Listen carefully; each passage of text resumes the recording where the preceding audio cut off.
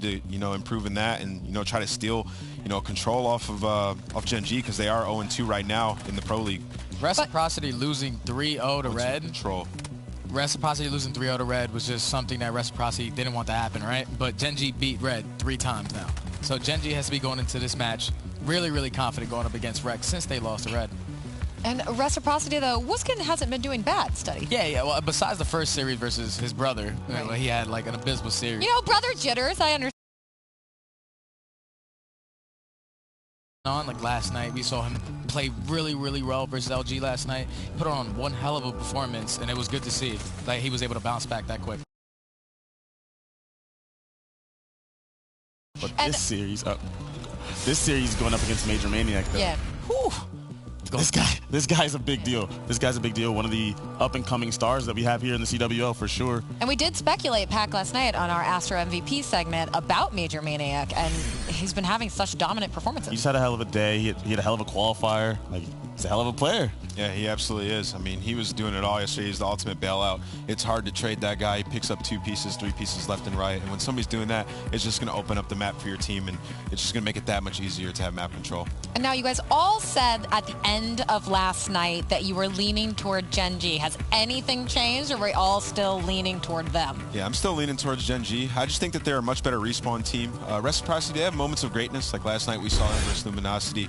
They look pretty good in some of the hard points, but just in terms of consistency, if history is true, well, history is true, but if it repeats itself, Gen G will be a more consistent respawn team in this series, and throughout they'll be able to pick up, I think, 2 respawns. Reciprocity needs to take those searches. Like that's how they improved to 1-1 yesterday. They beat LG in search, but I really feel like that was, at least yesterday, that was more of LG not playing search how it needs to be played in this game. They were doing a lot of split pushing. Terrible. It was like they just weren't working together well. I mean, and Reciprocity did take advantage, but I felt like Reciprocity versus LG last night, I felt like they should have won probably every single map.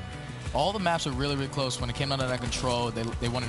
LG beat them 3-2. The 4th hard point was 250 to 242.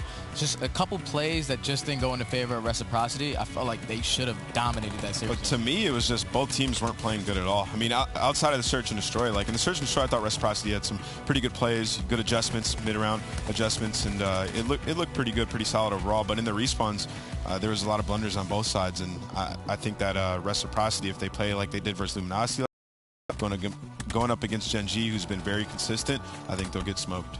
Now, Study, Reciprocity, as Nameless just said, what is some things you think they need to do to deal with Major Maniac and Gen G to stand more of a chance in this matchup? Definitely their slaying power. They're going to need Zed. General Zed was playing amazing yesterday. Nasty. He's really, really good with the SOG. He was also getting help from Wuskins. He was doing his thing. And Denz also, he was doing his thing too. So as long as these players are just consistently just keeping up with their kills and just outslaying, or not even outslaying, just keeping up at this point. If you're just staying consistent, they should be okay. Well, I don't know if necessarily they want to hear the advice of just keep up with them. Yeah, just try to make sure you're staying consistent, not 5 and 15. Well, we will see if they will be able to do that. Again, Gen G and Reciprocity coming up here very, very soon. We are now going to hand it over to our impeccable casters, Miles and Momo. Impeccable, eh? We'll take that. Well, there we go. I'm excited for day 3. I don't know about you, Phil. So far, so good. Some upsets. Again, this was a big one on everyone's mind. I think that obviously the Death broke it down beautifully there, and they are kind of leaning towards Gen G. Reciprocity, I'm not certain with these guys. Like Nima said, moments of brilliance, a little bit of doubt in certain respawns as well, but interestingly enough, these are the maps and modes, and I want to talk a little bit about it as well.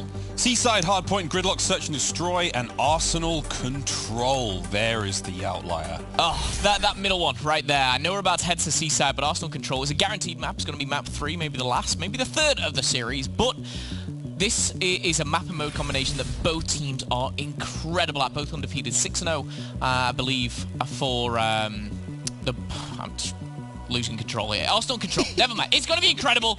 They're both really good at it, and it's going to be a treat to watch a little bit later on. But you know what we have now is going to, of course, be Seaside Hardpoint now as we kick this one off. Reciprocity, of course, 3-2 last night over LG. Can they bring the thunder up against Gen G? Gen G, of course, looking mighty fine thus far in the CWL Pro League. Can they keep it up here against Rec as we kick things off now? Straight into the hardpoint. Tommy finding what he can there in mid, finds himself 2. Hardpoint now in control of Gen G, of Reciprocity, I should say. Get that fixed up ASAP. Tommy still holding down the outside. Lovely work. Tom's still going, and Zed We talked about Zed. General Zed, if you will, and he's doing wonderful work so far. Tommy's already got streaks, and this is the best start you could have possibly asked for if you're a Rek fan. Lightning Strike, 10 away from the Hellstorm as well, and looks like he's going to drop into his lap, and there you have it. Drone Squad, hello! That is 13 seconds pretty much into the game here. 13 seconds down on the timer, still going in the hands of Reciprocity, but the score in the middle, Miles, is not an, an unfamiliar score. Yes, you can take a lot away from the Cafe, but having full streaks after round number 1.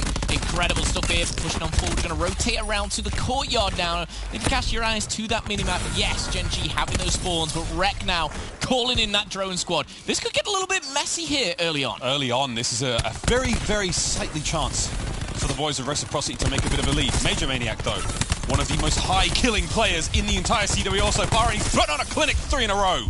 Gen G now back in control for the time being, but for how long? Rek off the spawn. That Hellstorm's going to be coming straight in, trying to loosen up the defense, trying to soften them up with a little bit of ordnance from above. Here comes Wuskins. Major Maniac, though, still on the run. Zed from behind. That's a lovely bit of work. Can he find any more? No, he can't. That's him down and out.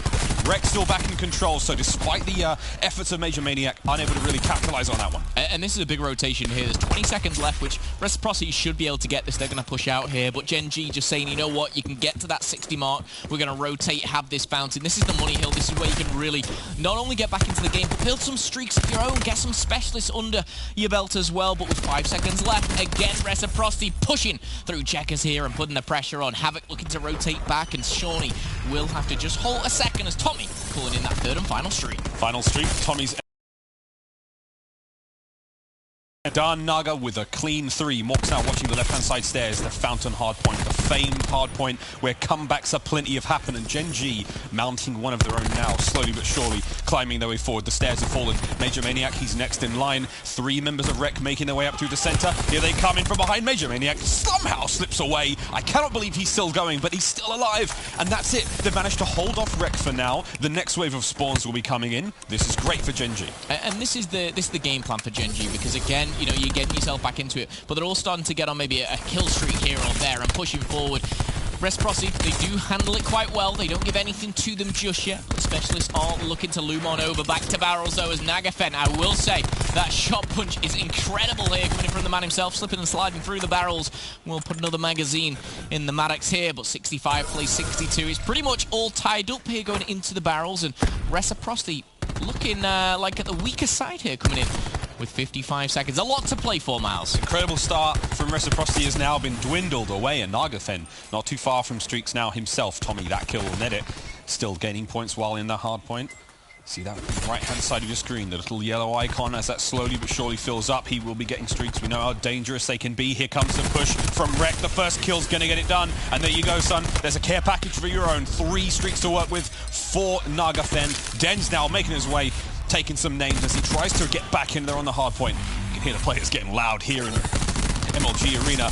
Lovely work from Denz, the Thunder from down under, bringing the noise, trying to get Rek back into this one. Gen G just about to break over the 100 points as we are 10 seconds away now from returning to our first set of rotations. And the rotation will be split here. Gen G looking to get that scrap time. Most definitely the favourable position right now is Reciprocity down by the Cafe here.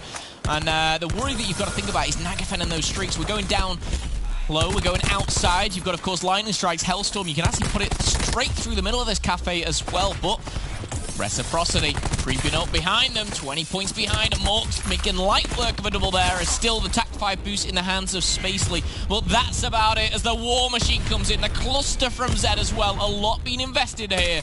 And the last time around, Reciprocity and Tommy in particular went off. This time, it's all Gen G. Gen G. A new lease of life here, that first hard point, second set. Spacely's timing is impeccable. He's got to find 2 there.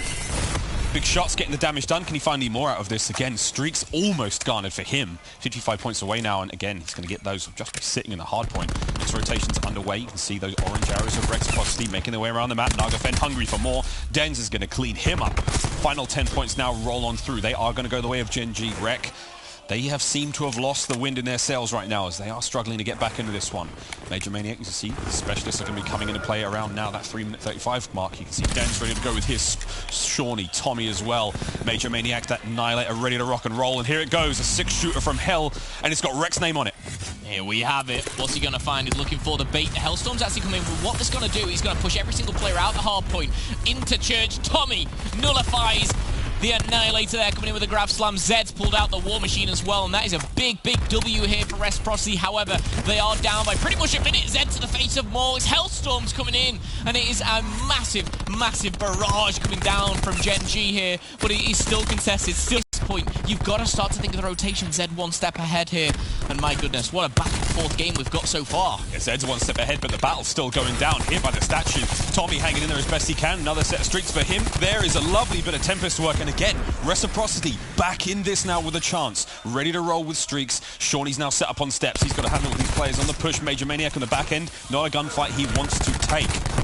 As we saw, the specialists have been used. Wonderful bit of a turn there from Rec, and now they have managed to tip the scales in their favor. Can they hold on here at Fountain? Well, the little crouch there, and a thing that Sean is doing here is when the players are down low at those stairs, if you crouch down, they can't see you at all. They're utilizing the trophy system as well. Annihilator straight through the heart of Major Maniac, taking down the X Factor, if you like.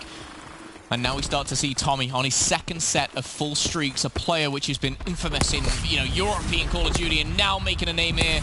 And here we have the Annihilator. Wuskin finds the double here, and he calls upon Shawnee to find the third, and he does so. Oh my, takes him down, but with just 20 seconds left, Gen G, a nice push through checkers. They are obtaining those spawns so well. Beautiful from Gen G. Hanging in there as best they can. Tommy doing lovely work. That was his third kill in a row. Streaks still to his name. We have a sniper's nest ready to go for Waskins. Lightning strike comes down, finds one. They are softening these players up as they move over towards the wine barrels. Here we go. They have a drink on Reciprocity so far. They're looking pretty fine. 126 climbing. Den's in from behind. Lovely work's going to slow down the reinforcements. Tommy, the front line, is going to be pushed back again. Here comes Gen G. They're coming all the way through. Tommy's got absolutely nothing left in the barrel. Can't he get it done with his fists? The play's happening. Reciprocity are hanging in as best they can. Zed, the last line of defense. And there comes Dens. 40 seconds left on the clock, and he's got to get through the entire lineup of Gen G. It ain't going to happen. They're going to break on through and take control with 35 left there on the hard point. The craziest thing about this whole situation is Reciprocity have a total of 9 streaks here. They've invested 7 of them. And that he's going to see Havoc get taken down by the Tempest. Not what you want to see there on the hands of Nagafen, but trying to make Wuskin take one for the team. Doesn't happen. A sliding on in. We'll see Major Maniac take down Tommy. Wuskin with the double as well. And you start to look across the board here. Tommy dropping 32 kills there. And again, the streaks, incredible stuff. Trying to get that movement on point here. Havoc's going to get in and behind, but he's only going to get shot from that position as well. Gen G, they may have not had the streaks, but they have had the control, Miles. Yeah, they don't have the streaks, and their specialist use hasn't been ideal. But at the same time, they're playing the game very well. They've got the hard points. They're getting the rotations, and they're hanging in there. So this is 2:15 and climbing now. Reciprocity starting to look a little dire here on Seaside. Tommy trying to make his way into the back end. Dens going through the front. Is it going to be a coordinated push? Is anyone else there? Zed on the pinch, able to get the kills. Shawnee's helping from the outskirts. Now they have to hang in there. Now they've got to hold on. Wuskins has called in. Sniper's Nest has already come in. I'm not sure how influential it's been so far. There's the Sniper's Nest gone, as I call it. Morks takes clean care of that, so that really didn't do a whole lot. He does still have the Hellstorm to work with. That will have to be coming out soon. 2:20. Things are looking a little dire with the final 15 here on the first hard point. And Gen G not too far from closing this first map out. Gen G are looking to take it right here on Courtyard as well. Wuskin does have 1 streak. Attack 5 boost only left on Major Maniac, running around at 175. But we've got a Hellstorm in the hands of Wuskins. It is open. This will push the players inside. Hopefully, they're looking to push them straight into barrels. And Major Maniac, it doesn't even matter. He's got to find one. It trades out with Tommy. And now this is potentially the last break, the last chance. If Gen G can hold on, they can end it here. But Wuskins trying to answer back. Tommy and Zed get in the mix as well. And again, it is just no mercy from Reciprocity. They do not give up without a fight. Seen Rec hold this hard point extremely efficiently in the last few runs. Havoc now making his way forward. Here comes the over the top. He doesn't have his slam ready to go though, so that was all for nothing. Here's the slam from Tommy. Finds 2's going to buy the time they sorely need. 3 for Tommy. Lovely hold. 25 seconds remain. They're going to need every second of it. And what they're doing now is they're getting to a time where Gen G can't win off this. As soon as they get there, which is right here, right now, they send the rotation. It's Wuskin early out to the fountain, and this is the tactics coming through. More than likely from Tommy. He's dictating the pace. The captain of the ship, 41 and 21. Triple up on triple streaks. He's had it 3 times in a row. Drone squad called in. This is where they can break through, but the rotation actually favors Gen G. They need to take them down with these streaks. They need to use this efficiently. Waskins can take care of Havoc here. That's going to be huge. Spacely's going to be dropped from the middle. Oh, no! Well, though, he doesn't even get Spacely. He doesn't get Spacely. He has to take care of him with his gun. Dens goes down in the back. Tommy's now doing what he can to hold on to the point. They have it for now. It's Seaside. Comebacks happen. Are we going to see one more here? Dens on the back. Gotta hold the back as long as they possibly can. Rec now with the points. 40 for the win. They can't quite win it here. The amount of streaks that Reciprocity have had, they should have buried this game. They should win this game. Is Havoc going to be able to do anything different? Is he going to be able to stop it? He's fine one. Zed's weak as well. He should be traded out. He will be traded out. Reciprocity still going back and forth. And Gen G somehow still in the lead, but with 20 seconds left, it doesn't look like anyone's going to be able to finish it here on the fountain. We're going to be seeing barrels, and we're going there soon. Oh, we're going to have to get to barrels pretty quick. Streaks are all done. Specialists have been used. Burnt, if you will. Tommy now. Another hero play. How many more hero plays can he possibly have in this entire round? Big shots there. Morx is going to get it done. And now Dens comes in. Clock's ticking. Gen G going for the win. They can do it here. Tempest is out from Dens. One big one on Havoc there. Can they find any more? Naga's up next. This Tempest could seal the deal as they get the hard point time now. 20 for the win. They can get it done. Shorty's getting big kills on the back end, and this looks great for Reciprocity. Gen G have got one last chance of this. One last push. Don't get out the hard point. You need just 10 more seconds. Major Maniac gone. Nagafen is looking to fit the bill, but he's not going to find anything here. And the War Machine coming in will find one. Needs to get in the hard point now. 2-4-2 plays 2-4-5. No one in there. No one wanting to risk it because there's a War Machine around. Tommy, Havoc, Shorty, Spacey, and Shorty again. Reciprocity finalized that one. They take map 1, but maybe should have taken it a little easier. Tommy, 3 sets of streaks. Drops, I believe, near 50 kills. And that's the best I've seen Tommy play in a very long time. I want what Tommy's having for breakfast. What changed today? He had a good game yesterday. Yesterday's play was fine. Today, looking obscene. 3 sets of full streaks. 50 plus kills? It was near on. I saw him 44, and then I was watching the clock tick away and dwindle down. But for me, again, great. Congratulations to Rec, and Shane's going to be the first to give everyone a high five there. But regarding how they won that, how many streaks they had, the specialist use, Tommy was connecting with the Grav Slams. 2 times he picked up a double there. We saw, obviously, utilization of the Tempest. Gen G didn't really do that with their specialist, but it was still so close. And for me, I think Gen G could have stole that, and they shouldn't. They shouldn't have been even close to stealing that. So, again, great for Reciprocity, but still not perfect. No, and an interesting turn of events. Again, we talked about Gen G's performance against Red. We saw Reciprocity's performance against Red. You do give this to Gen G, generally. But at this point, that many streaks, specialist usage, all going the way of Rec. It could have been a much bigger scoreline. The very fact that Gen G kept it that tight and that close, and the fact that we had to have that incredible comeback to finish this one, tells me that Rec have got a bit of work to do. But sky's the limit for that squad right now. We saw how well they played against LG. We've seen how Waskins is playing. Now you've got Tommy on this kind of form. That's a strong-looking lineup, and now they've really got a big test against them, though, because Search and Destroy, Gen G's search game is extremely strong, and I don't know, this is where the series is going to get very interesting. Either way, Jess had a quick catch-up with Tommy just before the match started. Thanks, Miles. Yeah, I caught up with Tommy, and I gotta say, just Reciprocity was in high spirits. They were all smiles. I asked a little bit about the win versus LG yesterday, saying, well, you know, it looked like it was going to be a 3-0. Should it have been? And he said, yeah, maybe. We weren't nervous. We knew we were going to pull it back around. It was just a matter of something like 20, missed calls in a row, missed plays in a row. But they were in just fantastic spirits, and, Wuskin even then interrupted and said, Jess, we're freaking amazing. So they are feeling so good today. They said, we're full of positive vibes. Even when we even when we lose, rather, it's all just positive vibes. Now, over on the side of Gen G, just as the desk has been talking about, I did, of course, ask about, well, you guys beat Red Reserve beat Reciprocity, so how does that factor into maybe your playstyle, your confidence? And Coach Joey Nebsy said, well, it really doesn't. We take each series as a new series. We don't really let the other factors kind of play in at all. He said they also did a ton of prep, not just on, each team that they're facing, but also on each individual player on those teams, and they are fully prepared. So let's see how the rest of the series goes. Miles, Momo, back over to you guys. Thank you kindly, Jess. Well-prepared team indeed, Gen G. When you think of Gen G, some of that roster was previously Ghost Gaming on IW and whatnot, and they were famed for their huge binders full of information on all the other teams, so no surprise there that they're doing the homework. But did the dog eat the homework today? Because they kind of let that one go. I don't know. Miles, I love the shirt you're wearing. Thanks, I love the shirt I'm wearing. Jess has tacos on a t-shirt. That's not fair. Jealous. Where's that? I want that. I want that, and I want it now. We've already kicked off the series with an exciting map, but Search and Destroy coming up next. What's this X formation going on in the background with the boys of Reciprocity? One thing I love about this team, and on a serious note, the vibes, it just seems so fun. They're putting a lot of content out there that's on the social media of Reciprocity. They're all living together now here in Vegas as well. Now, obviously, Columbus with the Pro League, but they seem best friends. They seem like they're having a wonderful time. Shane is there as well, kind of the glue of this team, if you like, and things are working out. Yes, it could be better. Yes, they got the win, and that's all that matters. That's all that's on their mind right now. Tommy, superstar performance. Gen G, on the other hand, though, Miles, the likes of someone like Major Maniac, that X Factor, even players like Morks who just drop big numbers, they've got to be really frustrated with that one. They were literally under pressure by 3 drone squads, lightning strikes, hellstorms, well-used specialists, and they were still so close. So close. That just speaks volumes about how brilliant Gen G are as a team. The foundation of that squad is just so strong.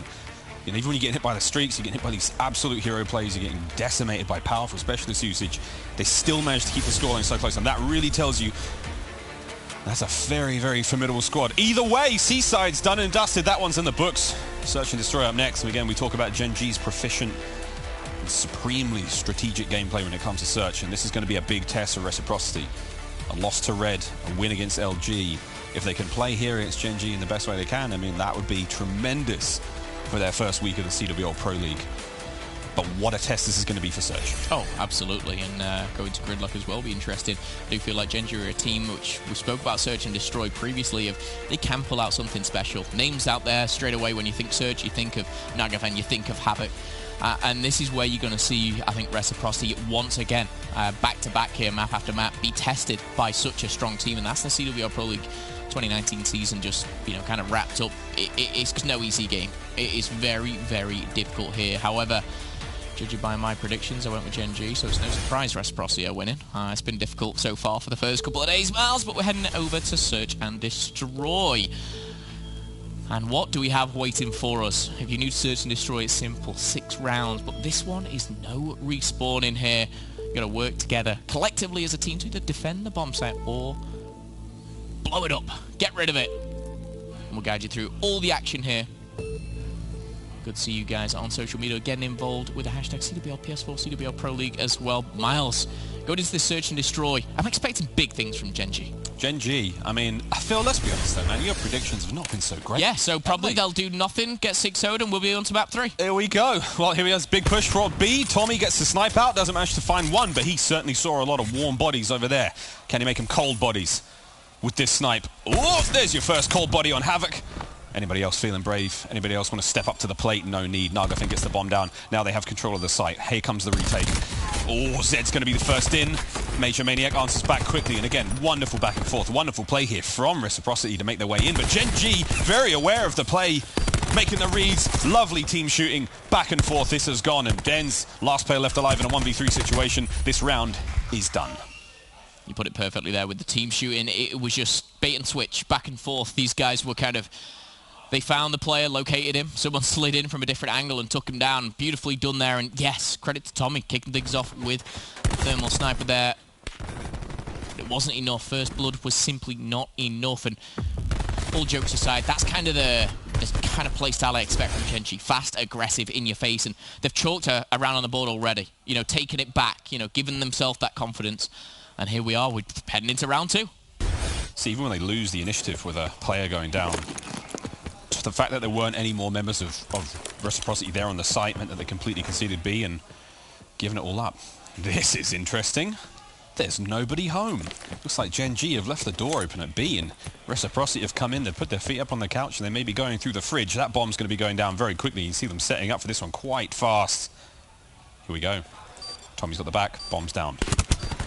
Clocks are ticking. How is Gen G going to break through here? Well, with 2 kills, that's how they're going to do it. Oh, it's a massacre. 3v2, Rek on the defense. Morks is in, bit of a hip fire, bit of a slide, and now it all falls once again. Zed from behind. Not quite fast enough. Good initial kill, and I like the play from Zed there. Nice and sneaky, but he didn't have anywhere to go. He could have turned around, tried to dip down that alley, wouldn't have worked. Tried to push and get into the house, wouldn't have worked. Just too many players in a very close proximity there. Gen G, once again, wolfpacking, playing Search and Destroy in maybe a different way, but one that is working so beautifully for them. See Havoc with the best play here, just find himself in Ice Cream, not one, but two.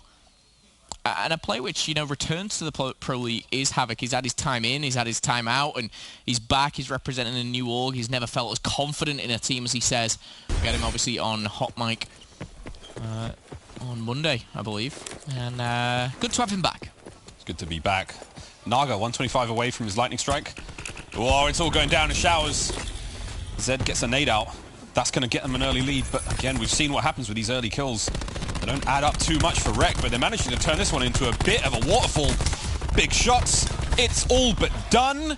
Can Major Maniac do a 1v2? Needs to regen. And the 1v2 will be taken down. And again, huge round from Wuskin there. A team kill did come in, but I think he took down 3 before getting taken out himself there. And Reciprocity bite back with a round themselves. Crucial round as well, stopping that lightning strike being garnered from Nagafen. There was the kill himself. Bit of up and down. Wuskins again, bobbing. He had a wonderful day of play yesterday. Series against LG. Spectacular work again. We saw his brother Scraps watching online, letting him know what it had done to him had he lost that series. Tommy Snipe now looking over mid. No one to be found, as you can see the play is going towards A. Shower defense is already locked tight. One player making his way through mid. Wuskins with a lovely little peek there. Shawnee, what over the shoulder? Spacey find anything here? Neither team willing to give up anything. Neither team willing to concede. Spacey's making a charge forward. Tommy now watching the back as well. Wuskins in. This is a great round. 2v3 right now. Gen G at the deficit. Yeah, look at that bomb rotating as well from number 10. That's going to be Shawnee. Quick regen here for Tommy. Obviously working towards that specialist here. Wuskin was kind of given the duty of watching the back, but one snuck through here, and that's going to be Nagafen. But Tommy, I love the angle that he's holding here, because Nagafen can't see him until he peeks out that door. And he's going to be toast, I say. Nagafen deletes Tommy instantly, and now a 2v2. Nagafen coming up, trumps here, 4-1. Morks 4-2 as well, and now the rotation that's gone back to A has been read by Gen G, but it's a little too late to stop the stop the plant here. Shawnee's going to get away with his life, and Wuskin needs to help him out. Wuskin though, look, see where he's going. He's hitting the wrap. This is big though. Shawnee needs to get that. Nagafen now on 1v2. Here it comes, straight in over the top. Whoa, bit of gung fu from Shawnee. Pistol whips him and then puts one in the chest. That was the round. Didn't even need Wuskin, and that was dangerous. So you saw the play, the aggression there from Gen G, not willing to let anything get through. Almost made that work. Here we go, Shawnee. Great round finish from him. Bomb plant, 2 kills. All those points add up. Love the heads-up play as well, and this is sometimes the difference maker of, you know, you're a great player, you make the kill, yeah, but it's this heads-up play. It's like, he's clearly going to challenge me. He knows I'm weak. He pulls out the pistol. Movement on point. That's the man himself, Shawnee, all the way from Scotland here. And a very mixed bunch of players, by all means, on Reciprocity, but it seems to be working. All tied up 2-2, round number 5. Bit of Tree are our first international squads.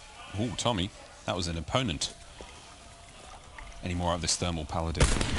Spacely just giving him a flesh wound. You see the rotate now, going back towards B. It's a B push. Not to be had like the first round. Tommy may have not got the kills, but they've definitely now got the reinforcements, and that's big. Tommy's being pushed back. Zed's already down.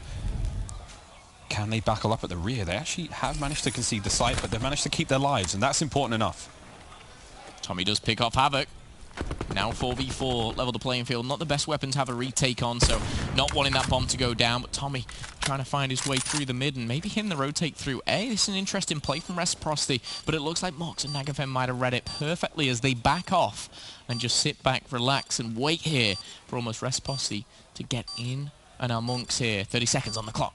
It's all up to Tommy to get a snipe out of this one. If he can take care of that player on the flank, then that opens him up. But Major Maniac, sneaky, in he goes. Lovely bit of a crossfire, is going to get that one. Tommy now in from behind. Has he timed this well? He may have just done it. Nagafen from behind gets it done. The second up, Morks, he's in next. Tommy making his way through the front as well. No one's going to get it done this hour, 3v1. Gen G, you've got the numbers. Wuskins, 12 seconds on the clock.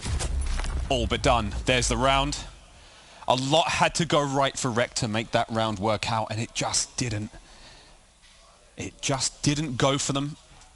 And now you have a round advantage there to Gen G. I think it would have just been a completely different round if Tommy picked up a pick off the start. If he did, it puts the pressure back on to Gen G, but he wasn't able to find Spacely near Sushi. It kind of wasted a little bit of time, didn't work out for him. Then he was at a bit of a disadvantage. He did pick up a kill, but it was just kind of the timing, the movement. Obviously a map like Gridlock as well, you have those close quarters like Ice Cream, but talking to Specialists, we'll get the TAC 5 boost, it's ready, it's alive, it's kicking, and Tommy might have a Nagafed to deal with. This Denzu goes down, Tommy as well, trying to hit the flank. Zed! Free air comfy, oh my goodness, Nagafen! Get out of there with your life. Tommy actually takes down Spacely, but it is a 4v2 as Morks wipes out Tommy here. Wuskin up close personal, may take down one with him, but the TAC 5 boost is not going to work there. Major Maniac utilising that to its finest here, and Shawnee, World of Trouble, will find one location revealed. And now he's going to have to pick off the perfect play with 45 seconds. You expect him to go down. Expect something different here as Major Maniac. Well, not the best shots there, but the height advantage for Shawnee. It does pick up 2 of the 4, and maybe that's the best you can ask for, Miles. That was a powerful round from Gen G. I mean, the snipes from Naga, as we will see so beautifully reacted here. Like, the first was nuts. The second one, Zed loses his head. He only took his teammates' watch off there as well with that shot. Cheeky. But again, those kind of kills, they hurt. They're big power kills. Like, that's... Yeah. You know, as Naga's hitting shots like that, Tommy's on the other side going, okay, I need to go up against that guy if we're going to have a snipe off towards B. And now we could be seeing just that. As we go towards B, it's an A defense, rather heavy now for Reciprocity as they go down by 2 rounds here in the 7th. Havoc's the only player over towards there, but now the B site completely and utterly left undefended. I want to jump on board with Tommy. He's pushing through post here. The gunfight's going down. But here we go. Tommy from behind finds the double, and that's the reason why we want to see it. Grav Slam available. Maybe a quick retake here, but a 5v2 Reciprocity. 1 over, it seems like, was Spacely. He's going to trade things out in Nagafen. That's going to be it for him. Again, credit that man, Tommy himself. 8 and 5, 2-kill streak. I think they're discussing exactly who's closer to the score streaks to decide who's going to get that defuse, and they've decided. Here we go. Fist bumps all around. I'll grab it, says Wolskins. And moving forward here, Tommy, what he did on that round, I want to break it down for you a little bit, is he pushed through the middle. No one engaged with him, but his whole team came up against no one at A. He got the information that they were pushing to B. He decides to go for it, comes up behind 2, picks those 2 players off, and it's actually here.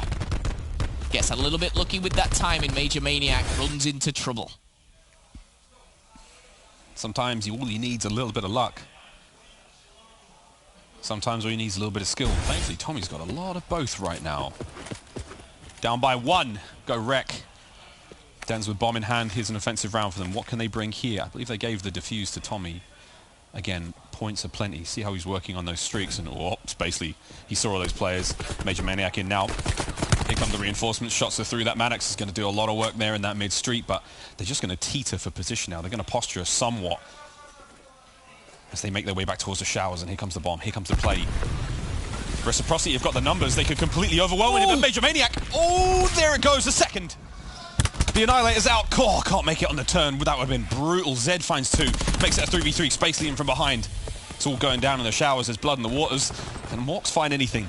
As he makes his way in, Zed's getting... What? You can't get it done! Unbelievable work with the ICR up close. Dens is going to be keeping it going. The hip fire's out, but Gen G... efficient trades, even though they were outnumbered in showers, and gotta give it to Major Maniac. Yeah, I want to credit Major Maniac. Yes, brilliant. He's been phenomenal since the get-go here at the CWL Pro League. Someone who you may not pick up on that round. The important, crucial thing for me was Spacely, and you may be asking why, Momo. Why was Spacely so key there? He goes in, he sees 3. He takes a shot. He doesn't even make a kill, but the one thing that he really plays is kind of a heads-up play. He gets out. He keeps himself alive, he gets regrouped with his teammates and goes once again. And him kind of not getting overzealous, going for that kill and just trying to get something on the board, keeps his team alive. Credit to Spacely there, shout out to him. Huge heads-up play, puts himself 5-3 up now in the Search and Destroy, and hello to the War Machine. Spacely is going to go down there, even though the Flak Jacket may have suckered a couple up, it's not going to find anything more. 5-4 as we go into the final 60 seconds. Will it be the final 60 seconds? for Reciprocity here in the search. Tommy setting up top. Grav Slam ready to go. Here we go. Needs to back up. Heavy shots through. Here come the reinforcements. But look at this. Gen G, they want him. Three! Oh my goodness! They fell right into that when it was a trap. He gets it done, and he's just turned this round on its head. Major Maniac, what are you going to do now? You're in the wrong part of town, my friend. That's got to be it. It's funny watching Tommy there. He was peeking, he was bobbing, he was weaving, and you put it perfect. It was a trap. It was a trap. It was like, hi, come to me. He could have potentially, we'll probably go back and watch it. The guys in the back, I'm sure, will be gathering it right now. I think it could have potentially been a 4-piece. One person got round into the alleyway, I think, at the very last second. But Tommy, just your specialist use this. Double for his first in the hard point, double for his second in the hard point, then pulls it out in the S&D, finds 3. Wow, that's what you want to see here in Reciprocity. Can they push it to round 11, Miles? Round 11 is very possible, and here it comes. Here's 6 bullets with Gen G's name on them. Oh, now you got to make them all count. Bad Deadpool. One more around the corner. Come on, Waskins, he's got to make something of this. That's the only specialist that they've got to work with. And you know what? Great work by Gen G to just get themselves out of harm's way, out of trouble. But they're going to peek this one. There's the first of Major Maniac. He's out. Waskins has got 3 left. Got to even things up. War Machine's ringing out in the background, making the showers very, very messy indeed. No more kills, but they're howling through. Havoc, though, no fear. He's going to get them down to 5v2, 3v2. And now it's the last player to live is Tommy. Fighting through middle, big shots, can't get it done. Did the best he possibly could, but that's going to be it. Gen G, the S&D dominance. As they bolster their forces and they clutch up there to take the map number 2 and tie things up. Their control, though, is where we're going to see some real sparks fly. Gen G, though, got to give it to him. Not the specialist usage we saw from Reciprocity from that first map. I will say, Tommy, a lovely 3, but Waskins, much to be desired there with the Annihilator. Yeah, unfortunate stuff here for Reciprocity. They lose out in the Search and Destroy. And Gen G, they tie things up. We're going to be going into Control on Arsenal. All things square. Guys, tune in after the break for the Control.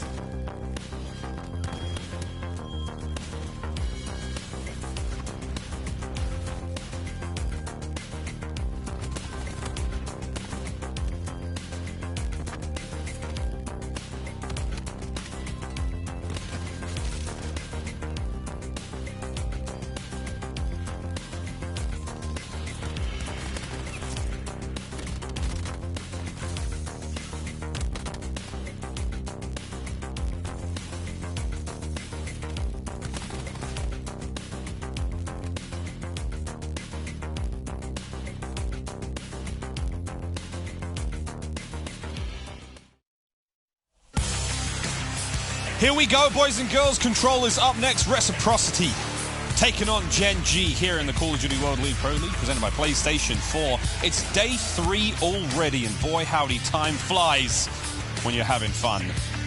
Miles and Momo bringing you this one as we go into Control on Arsenal. And do we have some big old stats for these teams? Everyone on Midnight is in the top 10 KD for every game mode. They're all killers. There's a lot of players, a lot of games coming up by all means.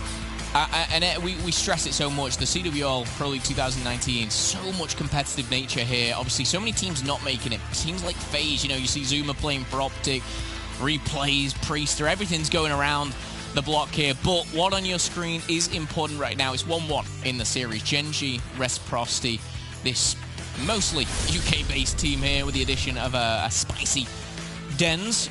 Does kick things off well here. Unfortunately, they lose out to Red. They take on LG and get the first win of the week here. But on the other side, Gen G, so important. These guys have obviously kicked off to a nice start as well. Gen G, again, we saw their performances so far ideal. We know Search and Destroy was the prowess. They tend to drop the occasional hard point, those map number 1s, especially against Red. We've seen that happen time and time again, and the Pro League, this week was no different. The control game, though, again, very, very strong. We talked about the KDs. Major Maniac, one of the highest kill-to-death ratios in the entire league. Yeah. He is truly the stuff of nightmares, the tiny terror, as I've touted him. We'll see if they can't bring the same thunder in this one. This Arsenal hardpoint we've put up as a big match, a big round so far, and the coaches are now getting ready to leave the stage. That can mean only one thing. That means that we're almost ready to get in this. Feel like Jess here, but I did speak to Joey before. Just came into the day and he was sat there. He had his laptop out. He's doing some, number crunching, if you like, and said to him, how are you feeling about game 1? I'm casting it. What's going on? And he goes, honestly, feeling so confident here. Matching up against Reciprocity. I think he'll have been quite shocked at the result of map number 1 and maybe a bit of a reality check here. But no team takes any lightly. The Pro League and going on to Control Arsenal. Going to be interested to see how this one goes down. A lot of heavy hitters, a lot of high slayers on either side. Maybe looking at the likes of Major Maniac, Tommy, but names that we haven't really talked about. And I'll bring up again, Morks can put some huge numbers up alongside of Zed, if you like. Here we go. Straight into the control. The battle for A, slow and steady, I must admit. I would love to see the discipline for both of these teams. Nagafen from behind. This is an ideal flank. Beautiful work. Wow. Gen G taking care of business and now pushing that front line forward, trying to keep Reciprocity in their spawn. That is a strong defense. The finest offense they've got. Spacely hitting the flanks. This is furious. My good God, Gen G. Look at the life count. Took 25 to 23, so Rec, while heavily pressured, are still keeping themselves in this, keeping it competitive. And massive thanks to Nagafen to start this one off. 3 kills. Almost making it 4. That's the first death. Major Maniac still trying to maintain that pressure as we roll over towards B. Yeah, Shawnee there utilising the Mozu. So good with it. We've already seen that in the Search and Destroy and rocking it in Control as well. 23 plays 20 right now. And Reciprocity and every team really will be going heavy hitting on A at the start, trying to get that out the way. They don't get it. And look what happens to the clock. It starts to tick down. It starts to dwindle. And it may come down to the time if we see it here. But on the push, Tommy leading the troops here. And Zed's going to delete Nagafen. Nice headshot there, but there is one player coming through for a flank as well. Not going to work here. Spacely falls as well. Reciprocity do get the first take onto B. This is big, though. Morks is still up top. Havoc's still in the vents, and here he comes. He pounces from the vents. Can't manage to get too much out of it, but the timing was magnificent there. Keeps Major Maniac in there. The clock's now ticking away, and Gen G are less than 20 seconds away from taking this first round. Now, Reciprocity have got to win a decisive battle to get back on towards A, and it looks like that Gen G have read them like a book. Final 10 seconds. Tommy's now up top. There goes Dens through the window. Absolutely falls onto his ass. 4 seconds remain. Gen G are going to get this done unless something miraculous happens. What a spectacular round from them. Beautifully done. And it all starts from Nagafen on the flank instantly. Comes around the back, finds 2, stays alive. And it just enables so much space to push up into that kitchen. And again, Reciprocity, you saw the struggle, almost the desperation kind of pushing onto B as well. But a very collectively disciplined round there from Gen G. This was the play from Havoc straight out of the vent. Major Maniac just finding that tiny window, and we talked about it the other day, how important it is. If you get that guy in your sights, if you have to get into a gunfight, you have to seal the deal. in Call of Duty Black Ops 4, as soon as you let that player get away, boom, they're getting that stim shot. They're going to regen their entire health in a matter of seconds, and they're back in the fight. That was an example of it. Got to get those kills clean. Got to get them done. And speaking of clean kills, Zed is looking to be a clean kill any second now as he's getting pressured heavily by Gen G. This is a powerful push towards B. Tommy, though, on the rotation. He's realized A's out and open. Are they going to hit the back? Tommy making his way forward. This is a big play if he can get it done, but look at the reinforcements from Gen G off spawn. 27-27. Reciprocity hold for now. And this is an ambitious play as well. Gen G go for B straight off the start and don't go notoriously to, you know, their quote-unquote easier site here, but now they're going to have to recalculate, go again, and it could be their own mistake. The downfall, if you like, of the round, because Reciprocity looking to do exactly the same as what Gen G just do, is push up. Look at number 4, Tommy, getting right up and spawning them at the back of B, which is going to kind of force them and funnel them down that long road here. And Wuskins being a nuisance here in the side. Actually has a concussion. Won't be surprised to see him pop this one out and actually potentially end this round right here. This is big from Wuskins. The timing's lovely. He's managed to make his way in. Catches those players. See the power of Vents. If no one deals with you, you can start to pick up these kills, start to pick up these sort of slightly ambitious and opportunistic plays, but Wuskins is keeping it going, buying them time. A lot of information pushed on, and they can see Zed setting up for the attack. Is going to get himself caught out there as Den's now defending Zone A. Tommy goes down as well, and oh, this is actually looking wonderful from Gen G if they can get in there, but Shawnee says, nay, pal. 3 seconds now as Reciprocity tie it up 1-1. Reciprocity give Gen G a little bit of their own medicine there. And they tie things up 1-1 in the control, of course. If you just joined us, the series count is 1-1 as well. Search and Destroy going to Gen G, map 1 Hardpoint going to Reciprocity. And I think this was one of the series where, again, I've kind of put my predictions out there. You guys joined in on social media as well. And very torn. You know, you saw a Rec who, you know, kind of got bodied by Red, and then you saw a Rec who, you know, did very, very good against Luminosity. And Gen G, you know, this kind of unknown, if you like. You know, how good are they really? Well, you're about to find out here. Let's jump into round number 3. Last time we saw an offensive round from Rec, they managed to slowly but surely make their way towards A, but Gen G's defense was so sound, so watertight. And it's number 6. It's Nagafen once again. Tommy's got the read, and that's going to put the play down. Without that player on the back now, they're going to be overwhelmed up front. It's all down to these kill trays. Wuskins, brilliant stuff, trying to make his way through, but Major Maniac once again. Countless times he has thwarted their plans, thwarted their attacks. See why he's one of the highest killing players in the entire league, and this match is no different. 9-10 at this point, but he's making them count. Havok still holding the line as they make their way towards B as well. Bit of a split push. Is it going to work out, though? Havok's really putting the dagger in the back now of Rec. It really doesn't surprise me, kind of the investment into A at the start, but it doesn't work for Rec. Once again, the defense holds strong. 2 very defensive teams here that are very, very strong at it. The time's ticking away.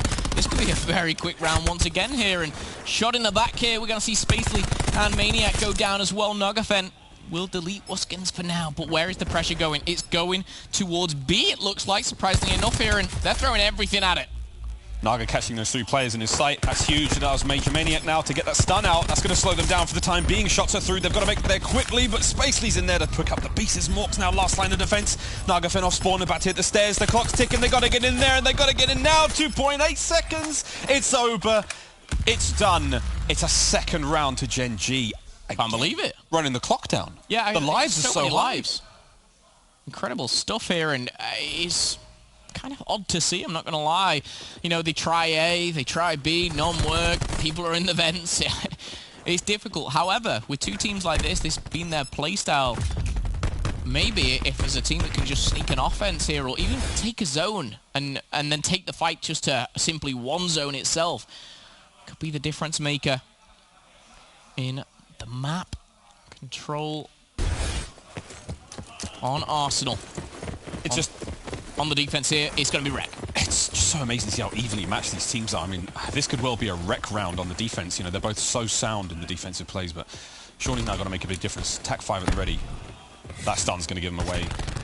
Tommy once again on the vents. Naga hasn't snuffed him out yet. That's the flank. It's too little too late, though. The gunfights are going down. There comes the first point. Oh, lovely shots from Tommy to take care of Major Maniac and prevent the capture from happening. Gen G now with a very, very slight deficit. What are they going to do on the next set of lives? Now they have to think about this. Looks like they're actually still posturing towards A. Number 6, Nagafen hitting the outside of the map. Tommy's got the read on him. No one's still moving towards B. They're trying to just disrupt the flow of play. As we've seen, it's gone A to B, A to B. Now we're seeing Gen.G open up the playbook, and Spacely is opening up Rec. B's now getting the cap. They've got to worry about the positioning at A, but he's getting this done. Major Maniac's there now, and this is a nice change. That was a disruption we need. That was the change. Gen.G with the tick. And this is maybe where we see the specialist as well. Tempest is already connected. War Machine's available for Spacely as well. But the TAC 5 boost has been initiated, and it comes out with Rec on top, 23-20. Not that the lives really have mattered at all in this series. And Dens escapes with his life there, trying to connect. The Tempest, obviously. Oh my goodness, what is going on? All I know is the time is ticking, and it could go down to the clock once again. 21-17 on the life count here, but the Annihilator's been popped. Mox should be gone. Dicing with death, dancing with the devil. Oh my, I don't even know what I'm seeing right now. All I see, that clock ticking down to Miles. They have to go, and they have to go now. It's got to be B. It's got to be B. 7 seconds. Zed with 3. And although they couldn't hit the broadside of a barn with any of those specialists, what they can do is run that clock down. Going to a final round. The Annihilator, the Tempest, what the hell was going on? What's going on, man? Someone mess with the controllers. Time to hit your shots, boys. Either way, they come out on top here, and now they've surrounded. If they can change it up, if they can seal the deal. Reciprocity looking to end it right here. Would give them a huge confidence boost. Of course, they took map 1. X marks the spot. Or is it Wuskins forever? I don't know. That's a Marvel joke. Do you get that? I do. Let's get this, baby. Here we go. For defensive round for Gen.G.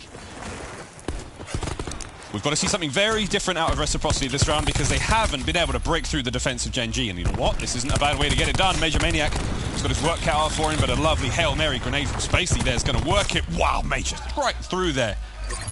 Zed on the back is going to get caught out. Lovely bit of work there from Havoc. Sneaky devil. Now here comes the cap. Can they get that one tick? This is huge. And again, as if it wasn't bad enough, look at the top of the map. There are 3 players making the rotation, go for the kills, and potentially, once they get those kills, they can dive straight in on A. Problem being, they've gone down at B. Now they're behind enemy lines, but it's going to be a bit of a split push. This push goes wrong, and Gen.G will have full map control. For Reciprocity, they need a calculated push, and it's Dens here, working his way around with Tommy. Tommy goes down. Dens tries to answer back, will do. Now onto B. That means the timer does stop. When you're on the hill, if you're on the zone, the clock stops. As you can see as it continues to click away. 45 seconds left. And look at the map spread that Gen.G have got here. They've got pretty much control of everything. Reciprocity trying to go for that flank. And for me, I just think we're going to see a round 5 with a lot of specialists. That last play from Tommy and Dens, again, Dens went down. Tommy was inches away from getting that first tick. Major Maniac once again shuts him down. Havoc with 2. Havoc by name, Havoc by nature. Spacely comes in, cleans up. This is big. The lives are going for Rec. The clock's going for Rec. This is going to be a big one, Gen.G. All they've got to do is hold on. The final 12 seconds, Nagafen do what he can to hold on. Morks is there on point A. Point B's got Havoc. There's maybe 5 seconds for them to cross that entire courtyard. They can't get this one done. There's the Tempest out. Dens is going to be on his knees, groveling. That's going to be it. Gen.G take control. 3 defensive rounds, get it done. Watertight defense from them. There was nothing Rec could do. They read him at every single opportunity, and that was a clinic on how to hold control. Beautifully done here from Gen.G as they take a very quick break. Some go off, but Numsy will be back on. Fist bumps all round for the boys here at Gen.G. However, it is not over just yet. It was all tied up until just that very moment. We're going to be heading to a hard point surely. But Reciprocity is a tough one to take, I think. It's got to be one of the weirdest controls I've casted over and watched myself. Some odd specialists, some very strong defenses, but overall, the meta does change as the year goes on. Nice to see. Yeah, it does see nice to see, and I don't know if the meta is now just to miss your shots, but the specialist usage from, again, the complete opposite of what we saw in the first match, where, you know, we saw Tommy's great specialist usage, we saw Zed's War Machine was great, we saw Wuskins hitting Annihilator shots on the first hardpoint C-side. Complete opposite here. That would have made a big enough difference. But again, what an interesting control to watch. We saw the clock run down in 3 different rounds, 4 different rounds, and either way, we've got a big replay now coming in from the control. This was crucial. Tommy and Dens making their way through the flank. You can see themselves making their way in towards the B. If they can get on B at this point and continue the cap, this would have been huge. Dens does get the revenge kill there on Morks, but you see the play in the back end. Tommy gets flushed out just before the point can be captured. The Major Maniac seals the deal and saves them there. Absolutely incredible stuff from them. Yeah, and they just put the pressure on it. It's the minimap that I want to point out. It's the pressure. It's the control that Gen G has. You know, they're all over A. They're over their spawn. They have everything.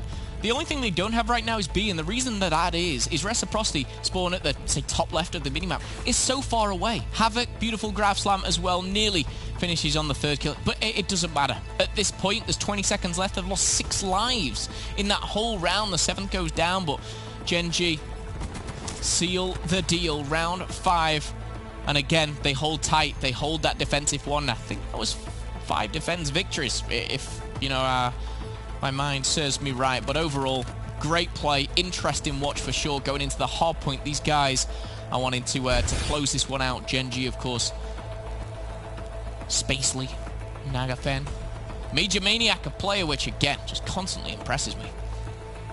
Gen G have gone from strength to strength. We saw them make their way through the play-in bracket in Vegas, turn heads. They were then known as Straight Rippin', and of course Team Space and the PLQ, and now Gen G.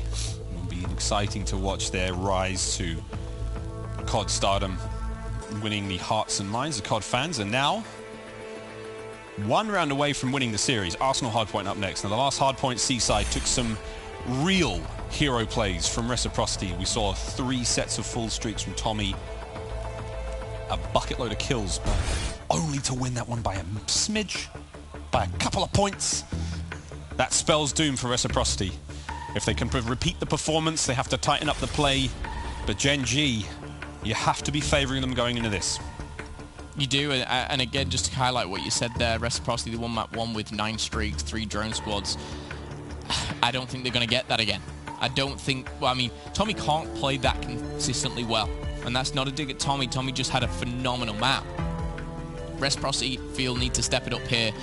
You know, some of the other players need to get into the mix. I've seen Shawnee do incredible things over the past 18, 24 months, and I want to see more from the Scotsman himself. But let's kick things off as we go into the middle and see who can get that entry. Because this hard point itself, Miles, you actually get a lot of points here from the middle. Yep, this is one of those ones you can really profit from. Reciprocity are in. The contest has been cleaned up, and now it's all theirs. Again, hard point. Position is going to change once every minute. Players have to fight for that position. Zed fighting for his life there in the kitchen, and he's serving up a dish. Shawnee now on the back end, outside, fighting for the next rotation. Lovely position to be holding down. You can see those white arrows on the left-hand side of the minimap now teetering, trying to get back in here for the next hard point. Morks, oh, he's in position, just takes the tip of Shawnee's head off there. Dens is going to be next in there still. This is a prime position to be fighting over, because once the next hard point rolls over, this is where they want to be set up. Dens just gets caught napping there. Havoc goes down. Morks picks up the pieces once again. Lovely position to be in right now. Morks, such a strong assault rifle player, and I say assault rifle, ICR player really. You know, he's one which you kind of will be going up against if you have that role for your squad. Reminds me a little bit of Arstes of last year, you know, just solid in the defense as well. 34-10 currently the scoreline, 45 seconds left here, and Gen G, they had to give up that first rotation and go for it. Not really paid off though. Reciprocity, they broke through and they've done it pretty easily. Tommy, I said he couldn't play this consistently. I'm eating my own words, Miles. He's going 7-0, and he's playing this very smart. He's playing for streaks, 30 points away from the lightning strike. Still on that hard point, 15 now. Let's count down together, friends. Here it comes. He's got to get it fast, because Space is just around the corner. He's got to win the gunfight. He's going to get it. There's a lightning strike. The drone scores 25 away. Tommy gets full streaks again. Now, Reciprocity, this is huge for them. Streaks once more. Can they make something of these streaks, though? They need to bury this game quick, I feel. Reciprocity now going into this next one, calling that drone squad. It's outdoors. Get that lightning strike, get the Hellstorm, or whenever you need it, to just keep these guys off it. The drone squad is all they need right now, because they have control of the hard point. They've won the initial, they've won the rotation, and they actually broke the second hard point. Gen G, they're looking a little bit lost in this one, and honestly, it's down to this man. It's Tommy, Mr. Do It All, Mr. 11-1. He doesn't need to invest his lightning. Just break another hard point, but right now he's pushing on up. Oh, Zed on the flank, that concussion. I think that was a team concussion, actually, that came over the top. These things happen. You can't hold it against him too much, but now Tommy, there it is, finally gets taken care of. 12-2 already. Zed hanging on there. Quick stim, keeping himself alive in this one. This hard point has been magnificent for Reciprocity, but again, still stereotypical of what we saw there on the Seaside. An opening flurry, an incredible beginning. The pace was set so fast, already past 100 points, but Gen G, slow and steady, wins the race. It's the Turtles and the Hair, and the Turtles on Reciprocity right now. Yeah, and this is where you may see the Lightning Strike or the Hellstorm come in. It's not completely one on the rotation here. I say that as I say it. Zed wins one. Wuskin finds another as well. And now in a bit of a 1v1, Wuskins and Spacely fighting for the hill. Spacely coming up trumps there with the double. And potentially some streaks raining on down. Tommy's got a double for himself as well. 17-3. Tommy, what a beast. Gen G, though, back into this now. Naga hitting the back. Zed's just got him. Okay, things are getting a bit dirty now. Things are getting out of hand, and Gen G have starting to get the shaky legs, and that knockout punch is on its way if they're not careful. 130 now and climbing. Rec looking strong. Got control of the middle of the map. Got control of the outside of the map. Spacely and Morks doing the best they possibly can. Dens just poof, slip slides that one right on through. Tommy once again just playing out of his mind right now. Hardpoint is his game mode. Search wasn't all that. Neither was the control, but they're finding themselves here. This is the way they force a game 5. Gen G now with a bit of control for the time being, but again, the final 10 points here as we go to the next hard point. Up over the top goes Naga, breaks right in through the window, the action hero that he is. And here we go. With final points to Rec. Next chance they've got now to get a little bit more into this one, but there's a massive lead for Rec. Yeah, certainly so, and this is where you're going to see the specialist. He found a double on the hard point. Can he find another one here? That's going to be Nagafen, just a single for Tommy, but at least making use of it. And we are going to see 3 go down. They technically have the spawns as well. Reciprocity, 100-point lead. However, War Machine, pretty much nothing there. Just the 1 kill as the Grav Slam equals that as well. Dens has that Tempest as well. Gen G, if they're going to get back into it, it needs to start now. It needs to start on this hard point and also the rotation to the middle as well. Spacely, Maniac, Morks, all combining for kills as well. But it's so back and forth. No one's really getting too many points on this. The points aren't really there, and you got to hand it to almost everyone right now on Reciprocity. Tommy's going 21-8. He's got streaks again. Zed 17-10. It's the individual gunfights certainly going the way of Reciprocity, and Wuskin's got that Annihilator out. Can he find anything with it this time? Again, the shoulder peak, they're just teasing the shots out from those precious rounds. 3 left in the clip, trying to hold them back. 1 left, and it's a dud, not a single one. But again, he's kept them back for the time being, and that's all he needs to do. The clocks are ticking, and Reciprocity are winning this one. Oh, and Tommy just gets a casual triple, no big deal. Not like he's done it before, but Havoc will take him off of that power position here. Reciprocity 100 to the good as well. Lightning Strike still available for Tommy. Not needed just yet, I don't think, here, but Zed will get that TAC 5 boost. That's coming in here from Shorty as well, and quick stim shot as well will put him back to 150. Things getting a little interesting here as the Tempest now in the hands of Dens. Will find the first, will connect, will get the second as well. Zed with the clean-up kills. That'll be all happy days as continuing that 100-point lead. And again, dominating the middle here. Gen G just cannot break through. Possible to make their way into the hard point. The specialist usage has certainly improved. Tommy's Lightning Strike now in on from above, and when it rains, it pours. Here comes the drop. Tommy finds 2 out of that one. Shawnee takes care of Major Maniac, and it is all going the way of Reciprocity. This is how you get it done. Certainly turn things around. This is almost what the first match should have been. When the streaks and the kills are going their way, they should be utilizing them efficiently and finding themselves in these winnable situations. Gunfights going their way, streaks going their way. Havoc and Co are now just struggling massively to get into this one. 73 points. Slowly climbing though, very slowly climbing as they set up now. Trophy out, biding the time. Again, Tommy not too far away from getting his Grav Slam again at 30-11. 30-11, 21-12 for Zed. Really putting up the numbers, and lovely team shots there as they're making their way in through the back end of the hard point. 20 seconds now on the clock. Gen G found themselves that second win. Yeah, they have, but still 100 points down. I've said that time and time again throughout this map, and Reciprocity got that lead, but they've kept that lead. You know, they've gone toe-to-toe, they've got the trades, they've got 30 each hard point, if you like, and split the bill, but nevertheless, it's about this rotation, and it looks like Reciprocity may have won it as well. Looking for one on the flank. Tommy. Oh, that's a hard one here. Major Maniac could be a major impact here with the Annihilator, and he's going to pull this one now. Can he connect? That's the question. He hasn't faulted just yet. He's got to find one. Zed.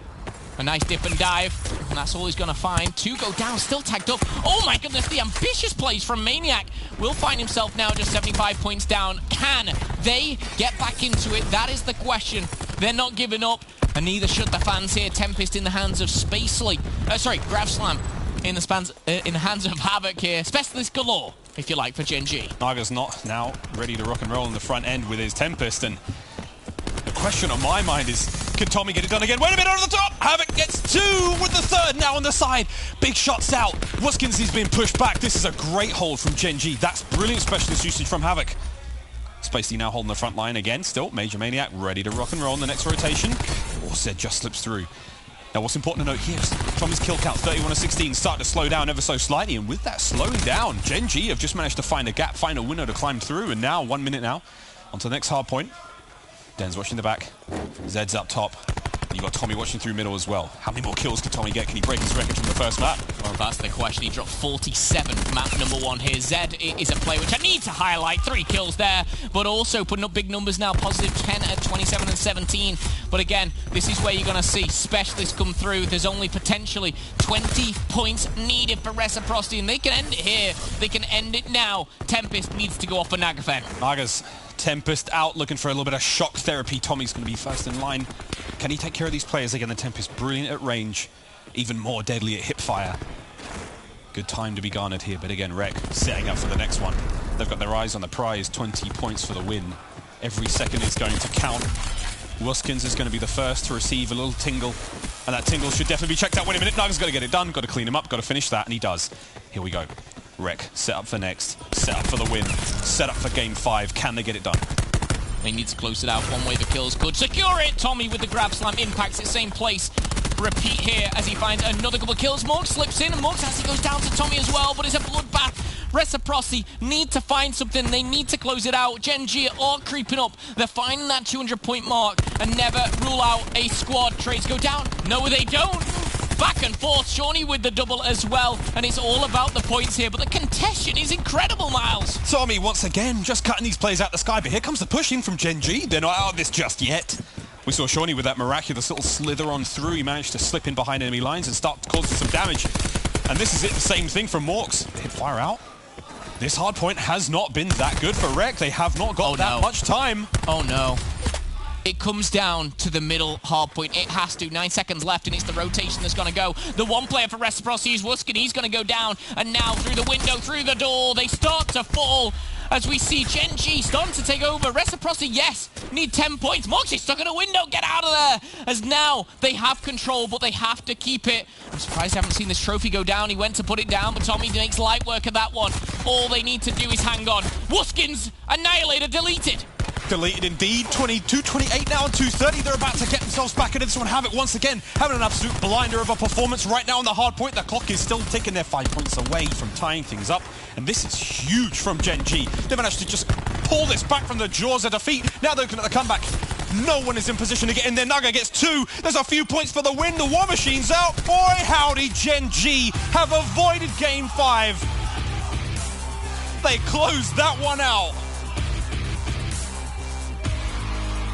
3 of the craziest rounds we've seen. Yeah, you can see the frustration in Tommy. You can see him there just wanting to throw his headset off there, even though it was already gone. But you can understand the frustration. Went off in map 1, went off in map 4. And again, map 1, they narrowly won, and it was because of Tommy. Map 4, they nearly won because of Tommy, but Gen G seeing that collective squad, and you could feel the comeback coming, and you know, you heard me say multiple times, 100-point lead, 100-point lead, and what it was, again, was the collective plays. Not really specialists, yes, they came into play by all means, but it was the rotations. It was the basics of Hardpoint. Hardpoint 101, if you like, and Gen G were that better squad. My goodness, it was close. Unbelievable. We saw the beginnings of that last hard point. We saw the very beginnings of that one where it was like 160 to like 35, yeah, something like that. And that was the position you wanted to be seeing Rec in. You know, when they're hitting the streaks, hitting the kills, hitting everything is all good. Everything's going fine. You're a Rec fan, you're a Rec player, thumbs up, big smiles. What happens? You just start to fall apart. There's no way to do it. And it comes down to magical plays like this one, our scuff play of the game from that last one. My God, check the clock. Gen G down in a big way. They managed to take control. Now they've got themselves in a big position to get the lead. And you just watch the kill feed light up grey. Rec have nowhere to go. Perfect timing from that War Machine. They close it out. And you have to give it to Gen G. When the chips are down, when the backs are against the wall, no problem. They can close those maps out. Yeah, I think map 1, Tommy dropped near or just over 8,000 damage with 47 kills. He started, map 4 as well with pretty much the same form, and it was just roughly around the halfway point where he didn't necessarily fall off. I think that's the wrong terminology, but he just slowed down to a natural pace, a normal pace, if you like, for Tommy. And then they started to crumble, and you can't put the pressure on one player to perform like that. Zed actually stepped it up as well. However, Reciprocity, they've had a whirlwind of events here, of losing to Red Reserve, taking out LG, and now losing to Gen G. But congratulations, Gen G. That's going to be it for series number 1.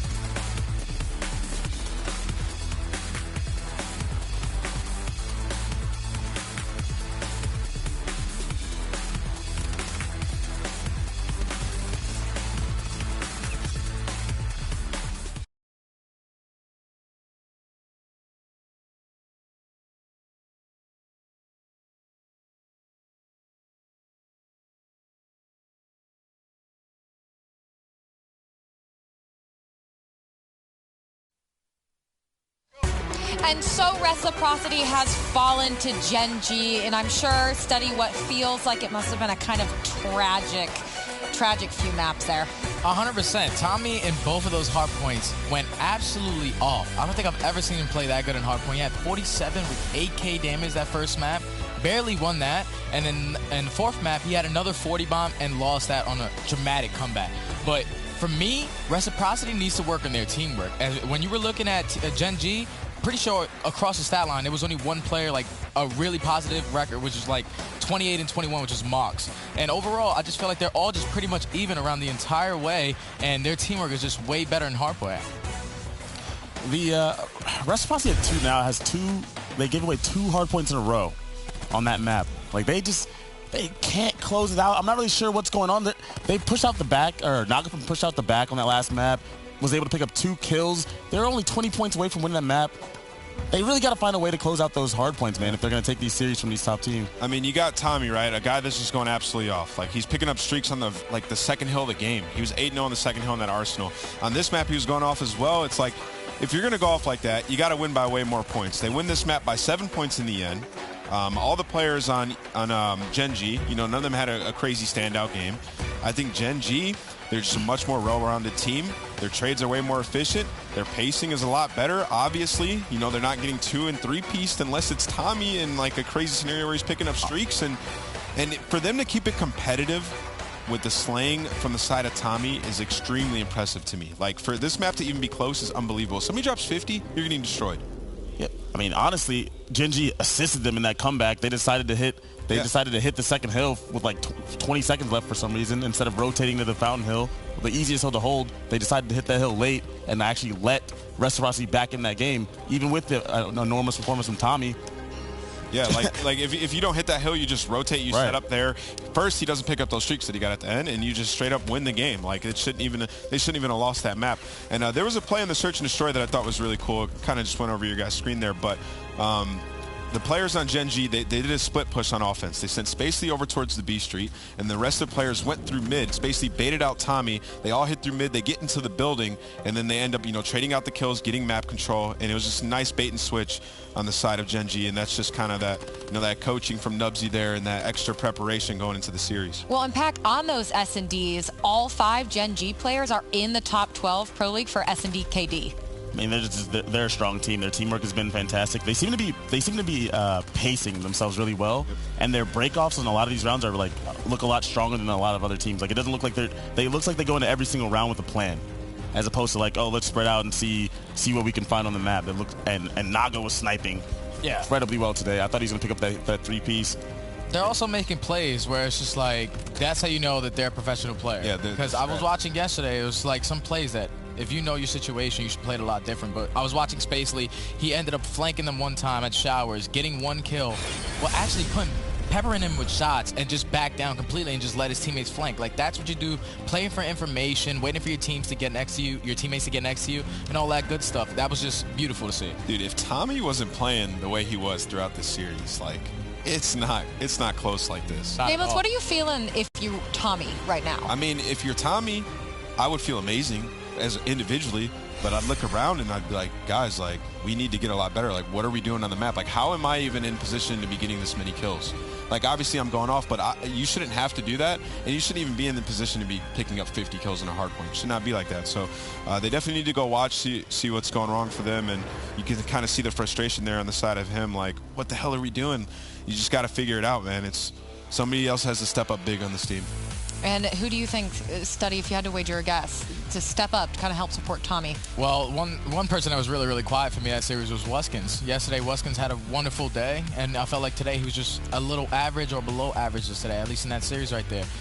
Their teamwork, as I was saying, it just wasn't clicking. Tommy was slaying everyone, so everyone felt out of place. Like, imagine a teammate getting a 3-piece, and then you're running to a position thinking that that's the position you're supposed to pick up, but Tommy's getting a 3-piece, so you're changing consistently over time, and that just definitely threw him off. Yeah. Well, we want to bring up the schedule because coming up next as we move through the day, we have Luminosity versus UYU. And again, LG is coming off of a loss yesterday and not feeling great about it. If they can take Search and Destroy in this series, I don't think they should have a problem in this series. UYU actually looked a lot better than I thought they would yesterday. But if LG, like, we already know LG's slaying potential. If Slacked has a better day than he had yesterday, and they win that Search, I can see them taking this series pretty easily.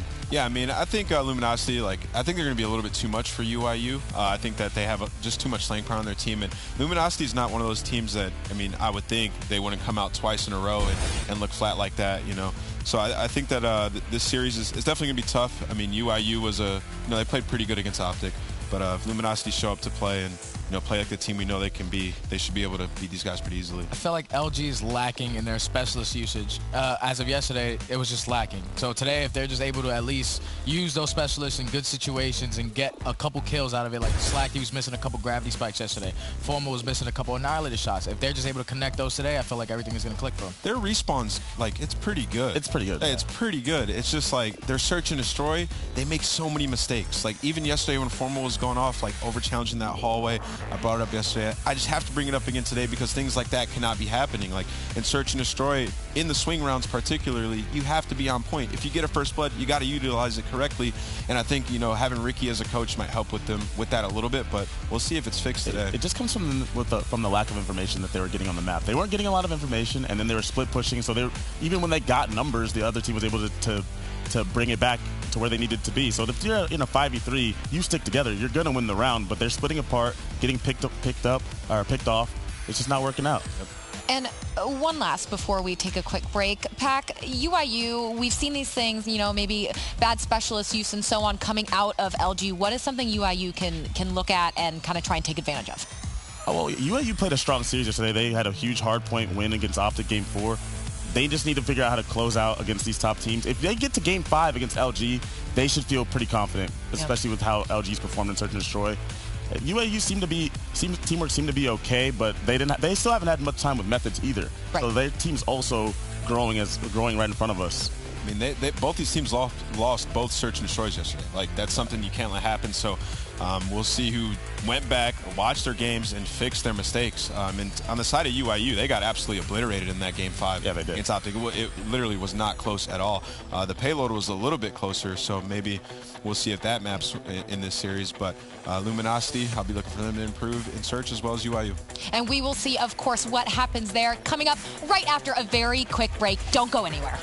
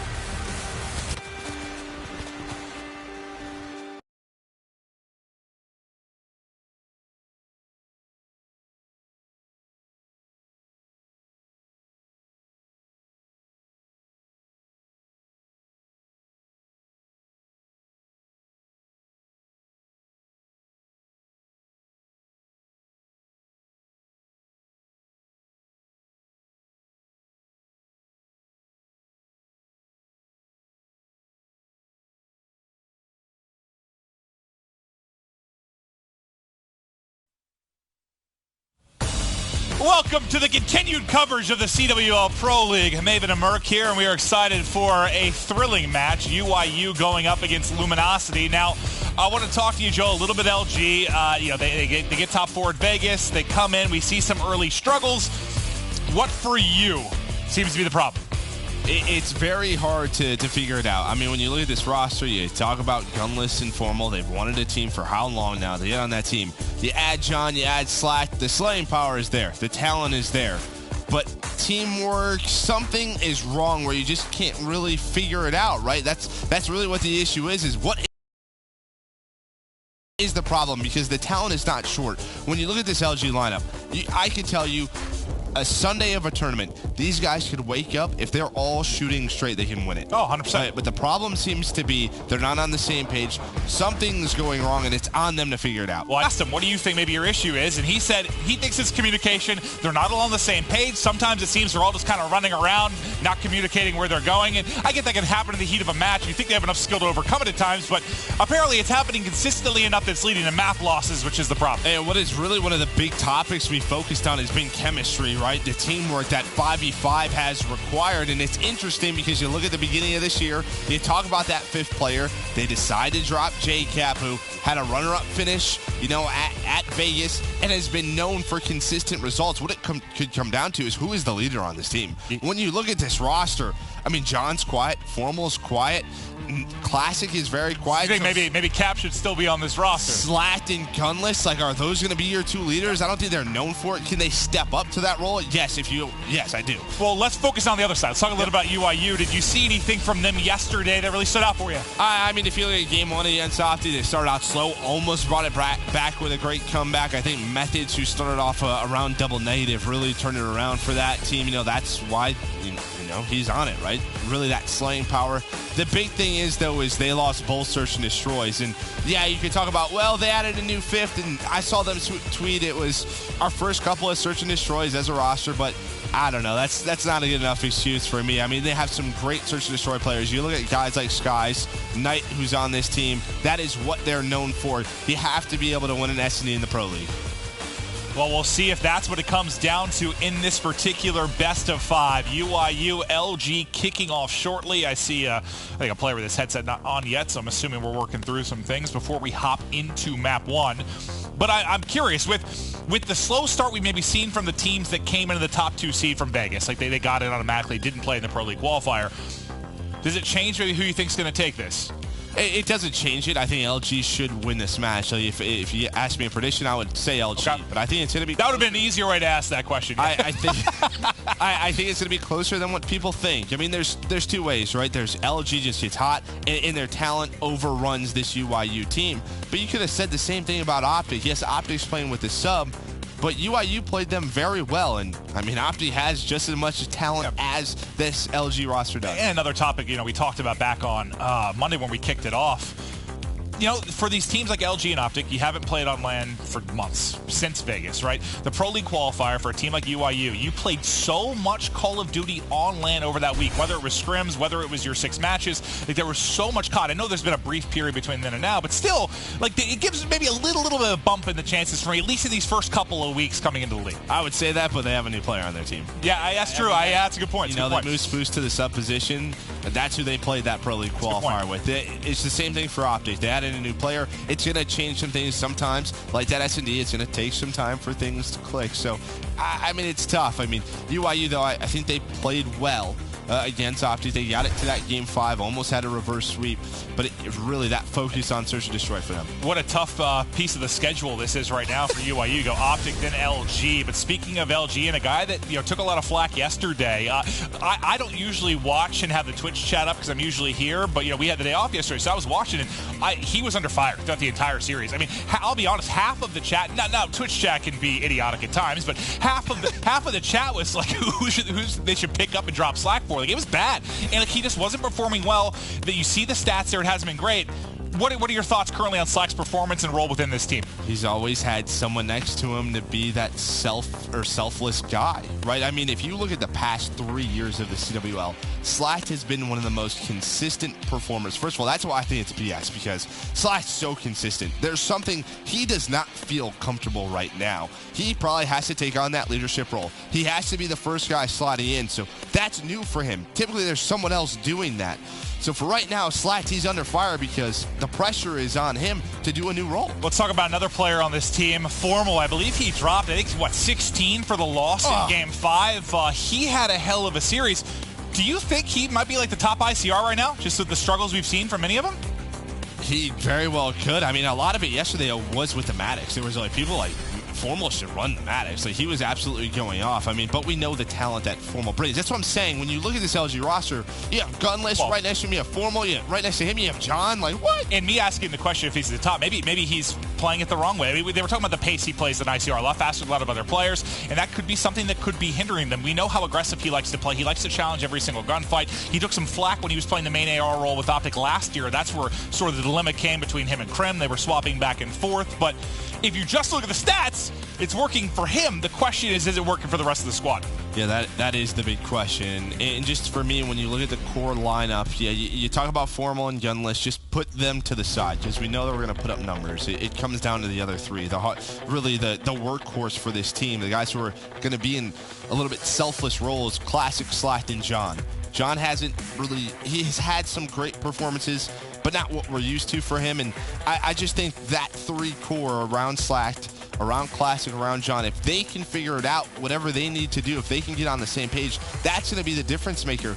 Every team we've talked about that has been successful, it's come down to their SOG duo, right? Like, if their SOG duo is playing well, they put themselves in, a seat for success. And I feel like there hasn't been a lot of talk about John yet this year as far as like being maybe a quote-unquote top SOG in the game. But if we know anything when it comes to Treyarch titles, at some point this year, John will be in that conversation. I think you just call of Duty titles at this point. Yeah, okay. Well, okay. But it's good. Especially, I mean, it's been known kind of he's really good at Treyarch titles too. But yeah, pretty much Call of Duty in general. You're right. But I feel like maybe, I don't know if the performance has been underwhelming, but he hasn't been as much chatter about him. You got to think he's going to get to that point, though, where it's going to click and he's going to be a dominating force.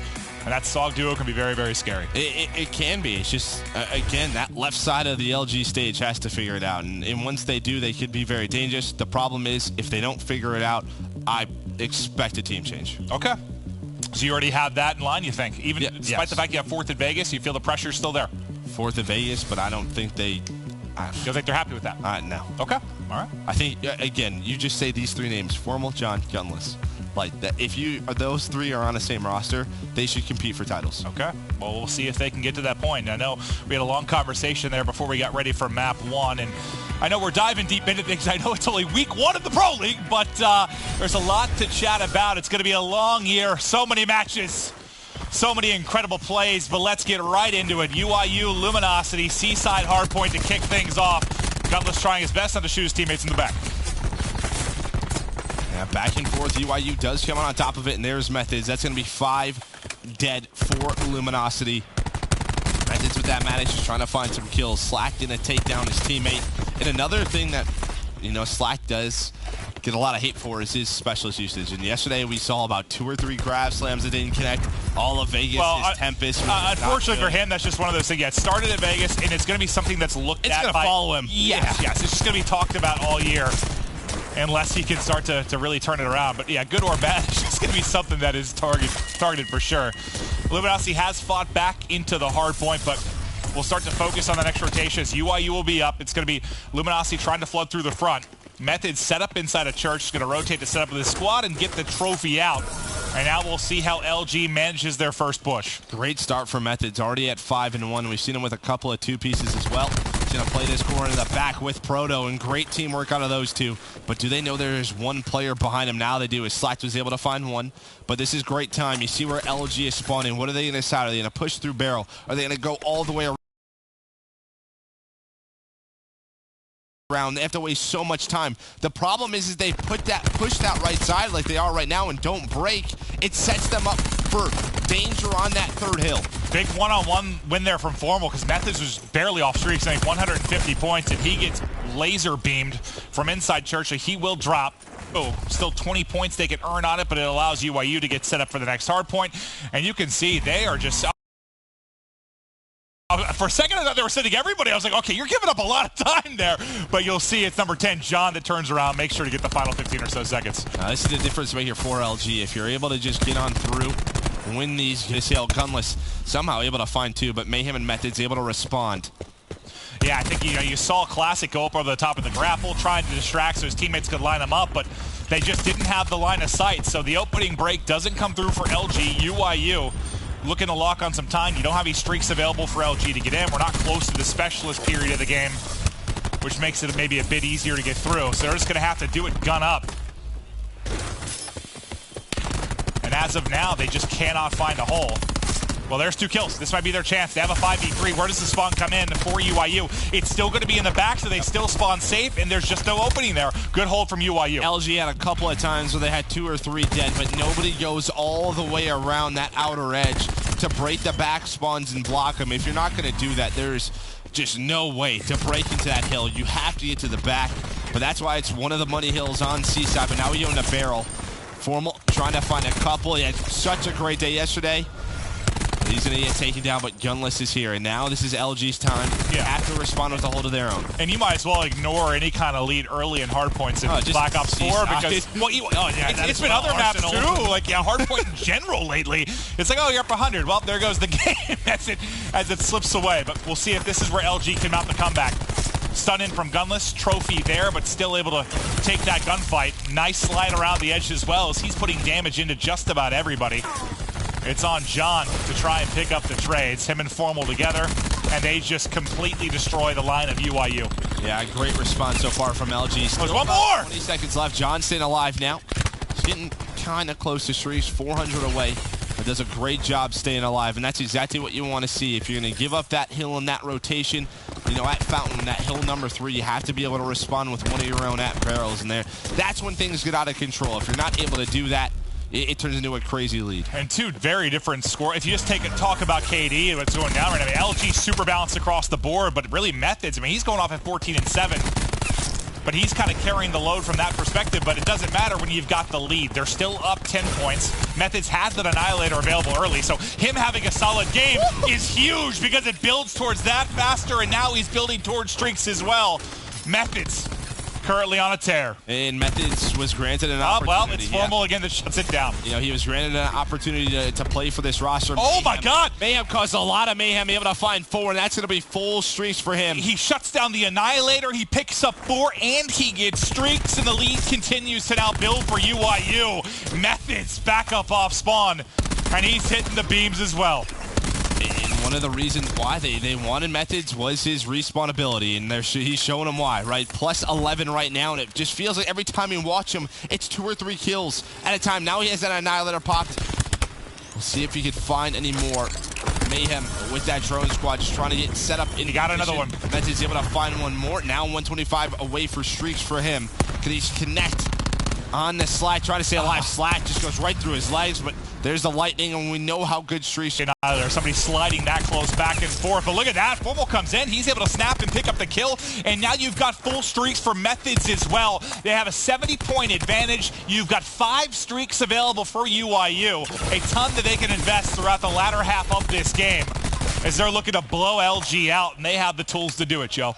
Yeah, and they've won rotation in the next 20 seconds. You can see all the blue arrows spotting towards the back. There is 20 seconds left, but LG is going to fight for it. They know the position they're in. The drone squad is able to find one. Mayhem actually going to call in a Hellstorm. Maybe that was just to make sure, they win that rotation. You spot all of LG. Methods goes back into the hill, but I think he just wanted to get taken down before that new hill. Oh, he spawns in before it ends up popping, so Methods is still going to spawn all the way up, and he gets spawned in the back. Maybe a bit of a mistake there from UYU. Don't hold it long enough. Ooh. May not have mattered. Just, could have looked pretty. Doesn't end up all that fancy. Yeah, well, at least a good thing for UYU. You have the streaks to bail you out of that rotation. You still have LG in the back, but you have a Lightning, you have the Hellstorm. On the Methods, as you can see, they know they're all back here, and they're just trying to find the kills. Gunless versus Methods. Staying alive. Yeah, great. Stay alive. You're holding the back, but who's in the hard point? It's UYU. is the streaks allowed him to get set up. So even though LG have a maybe good start to the hardpoint, they don't really get any time behind it. The lead for UIU just continues to build. They'll now crack over the 200-point mark, 100-point advantage, and we've seen a lot of those comebacks, and a lot of the streaks have been used by UIU. So LG not out of it, but not looking pretty. Yeah, we talked a lot about Methods, but Mayhem as well. That Eminem duo, he's double positive as well. Starting to go off, having a great game. You talked about those streaks, and now they have a 120-point lead. John does invest in the War Machine. They have to break on in. It's desperation mode. Slacked with the grab slam, able to connect. So LG have control. They find Methods, and now all of UIU spawn out. Just second by second. LG try to bring it back. And John, well, John, the trophy, he's able to get one with a direct connect there onto Proto.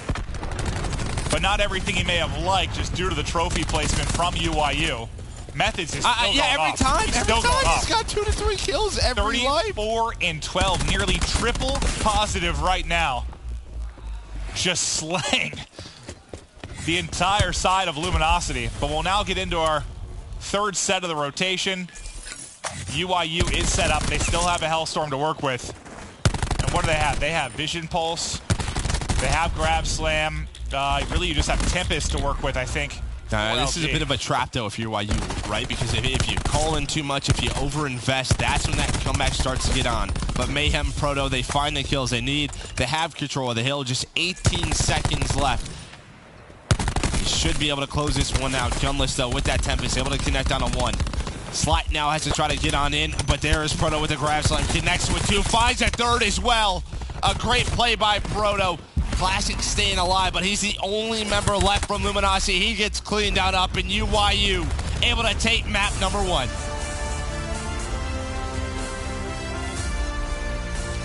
Methods from start to finish. Woo! Electric throughout the course of that game. If you gave UIU some flack, if you gave Methods some flack. Nah, I gave UIU some flack, not Methods. Yeah, but I think maybe you see right there why that roster change happened. What a game, and that is not an easy team to put up stats like that against, considering the skill across the stage, but he just slaughters them. And it's just at that point where Mayhem goes off. Methods was consistent throughout, but they get all those streaks and never really look back from it. Again, Methods last year as a tournament MVP, right? The guy's got it. He's got the talent. Obviously, the back half of World War II doesn't work out when he joins Optic Gaming, but this guy can put up the numbers just like we just saw.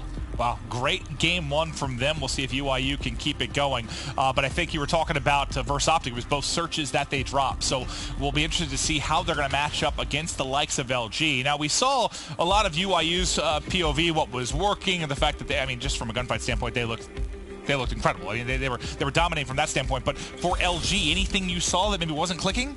You can't allow a Gaudio triple positive against you, right? And then Mayhem's. Well, how do you stop that? Like, if there's a guy that's just kind of on a tear, like a guy that's hot, that you just know you're losing gunfights to, like it's not like you can be like, oh, I just need to shoot straighter.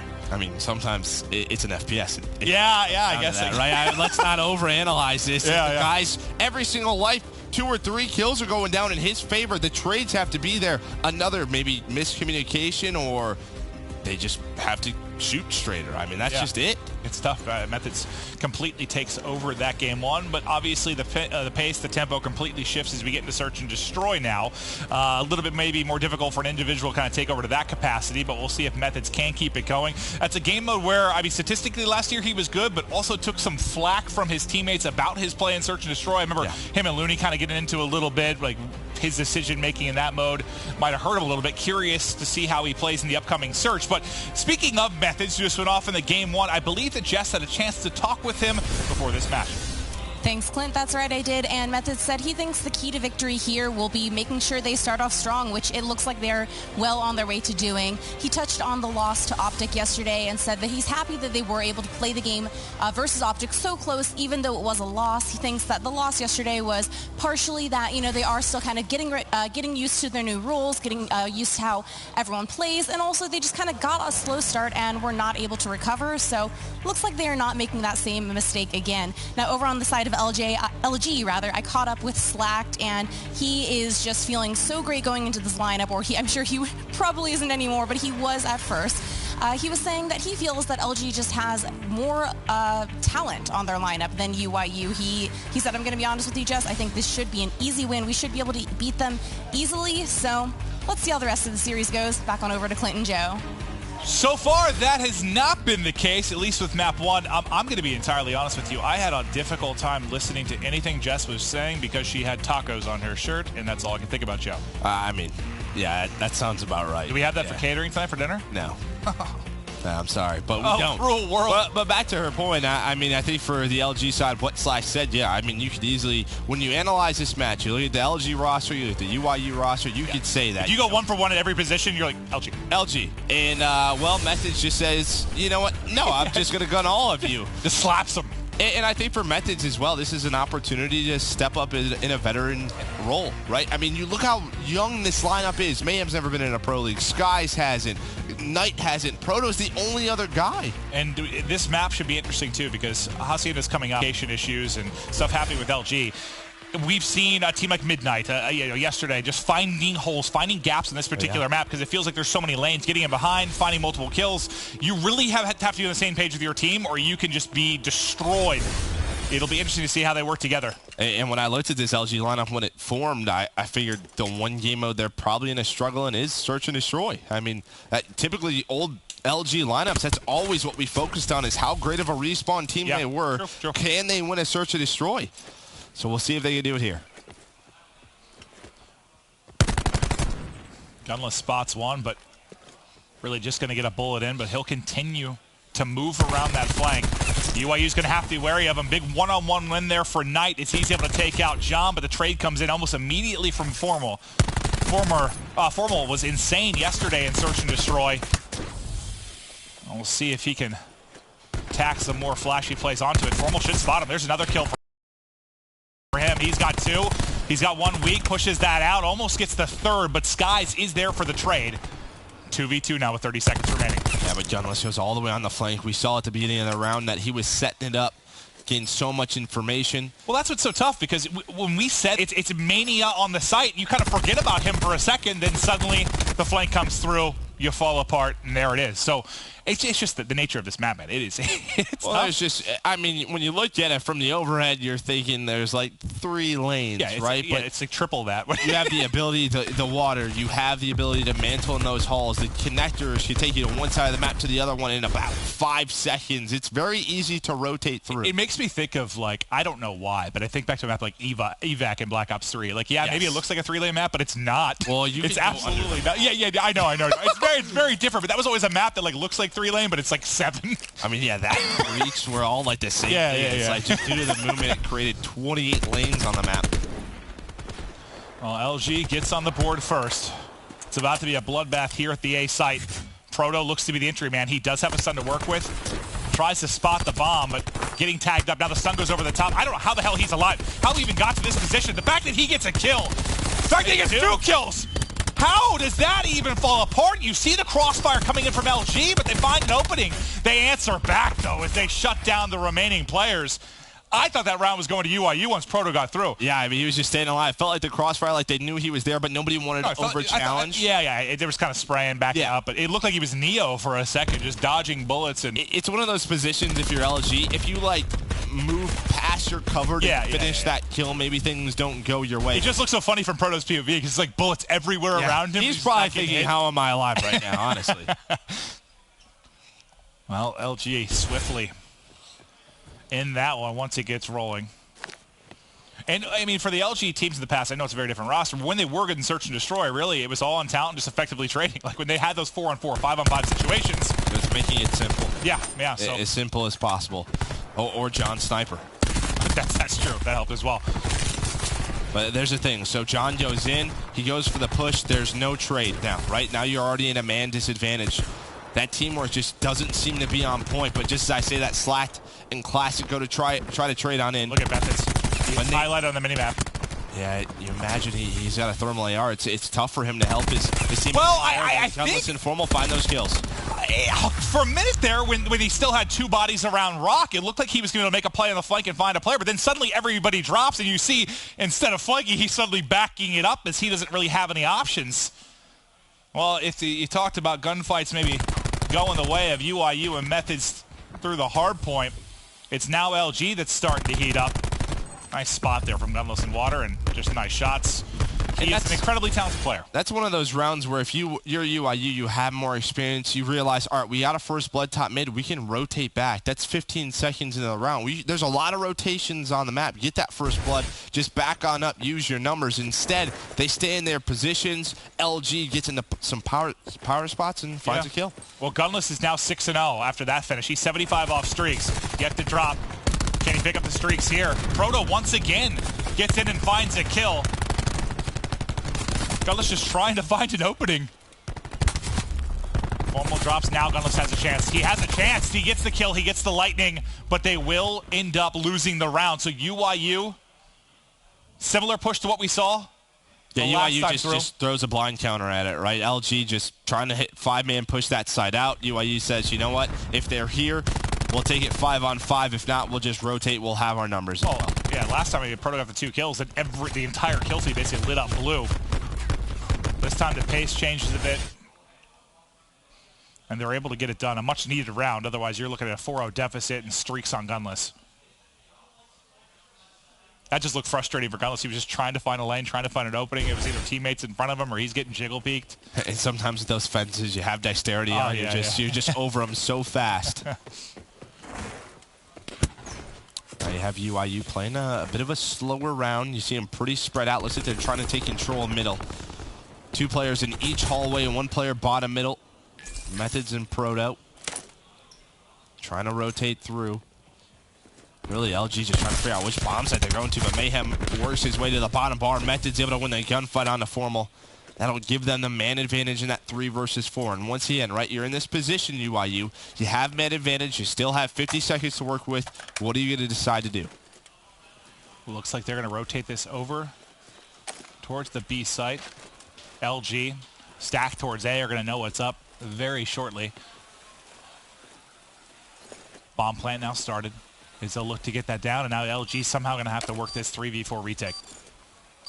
Yeah, it looked like LG was just gambling that they'd rotate to that A site. I mean, Gunless and Classic are still over there, now working their way through the hallways. Such a tough retake. Looks like they're going to try and go through a single door, but they have the stun. He's in a spot, too. Nice stun out of Slacked. Oh, my God. Suddenly a 3v2 for Luminosity. What a push in. And Gunless is behind. Takes that gunfight as well. 1 remaining player in Methods as he now has to clutch. He gets caught. And a flawless retake from LG. How do you play that differently if you're UIU? That was just messy, right? It just felt like... Do you hold back at Rocket? Do you agree with them pushing through that mid-connector door? Not really. I mean, you have a 4 versus 3. They have to come through that doorway, right? Like, it just seemed to be an awkward timing, too. Like, right as they push out, yeah, the maybe they were trying to find a timing where they were going to flank their base, you know, just set one guy up in that top window looking over that site. Instead, it just backfires on them. What looked like it should be a very tough entryway for LG turned into the exact opposite. Nice push through from Classic and Slacked, and then Methods tries to tuck his tail and run, but...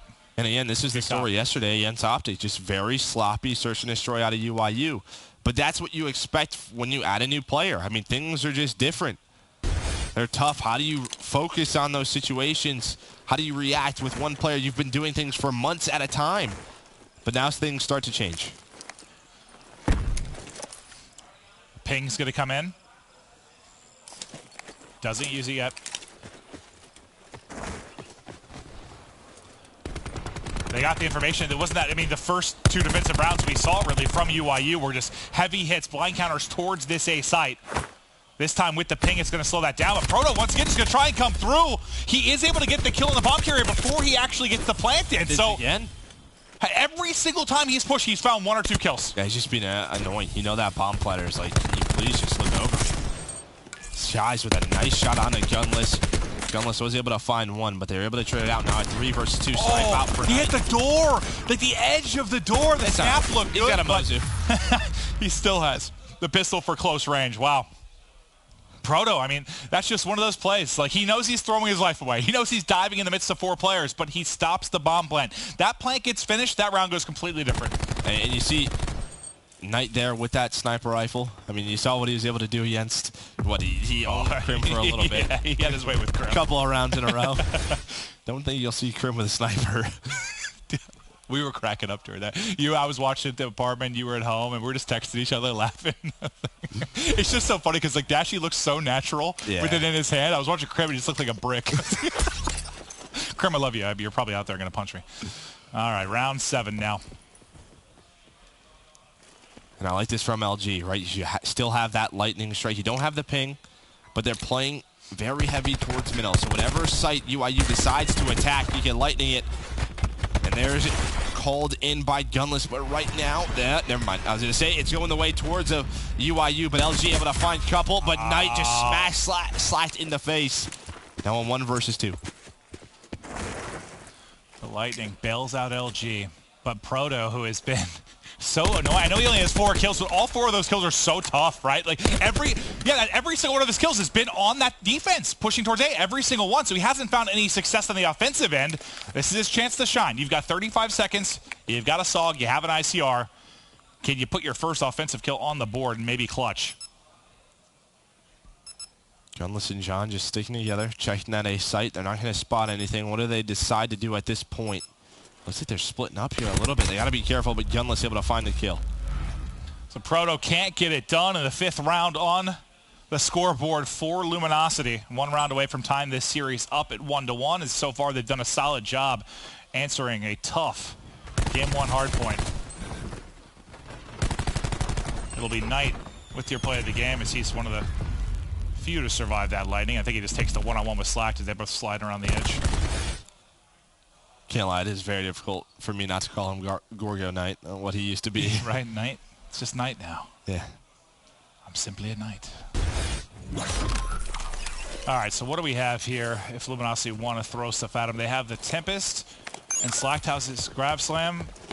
Tac 5 in on the other end from UIU. Slack gets stun almost immediately, and this is what we've seen from him so many times on defense, but it's Slack now making the plays. He's able to get 2 with the Grab Slam. 3 versus 3 quickly in this, but Proto yet again gets a kill. There he finds 2.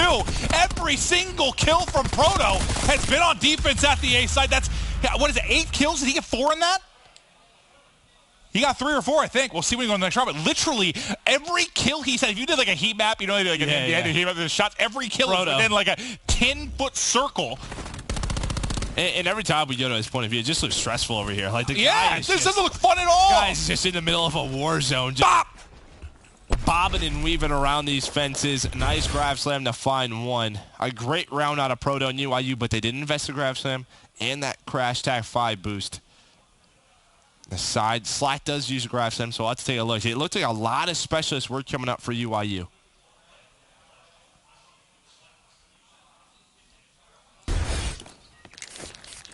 How many does he have? Pro 7, so he got 3 in that round. But yeah, literally all 7 right there. Can LG close it out, or will UIU extend this map too? Mayhem has that point. Bro, it's just so stressful. He's going to drop it now. Mayhem has to find a lot with this. He gets HP! 4 HP, but stays up. And they have an advantage for the moment. Big advantage now. Gunless last up, wins a one-on-one. He has his Tempest. Hold on. Beams! Does he get away? The push couldn't come through. The trade's not there. Skies is set up for it. Oh, did he hear him slide? I don't think so. Skies just going to back you on up. Ooh, Gunless now working on the 1v3.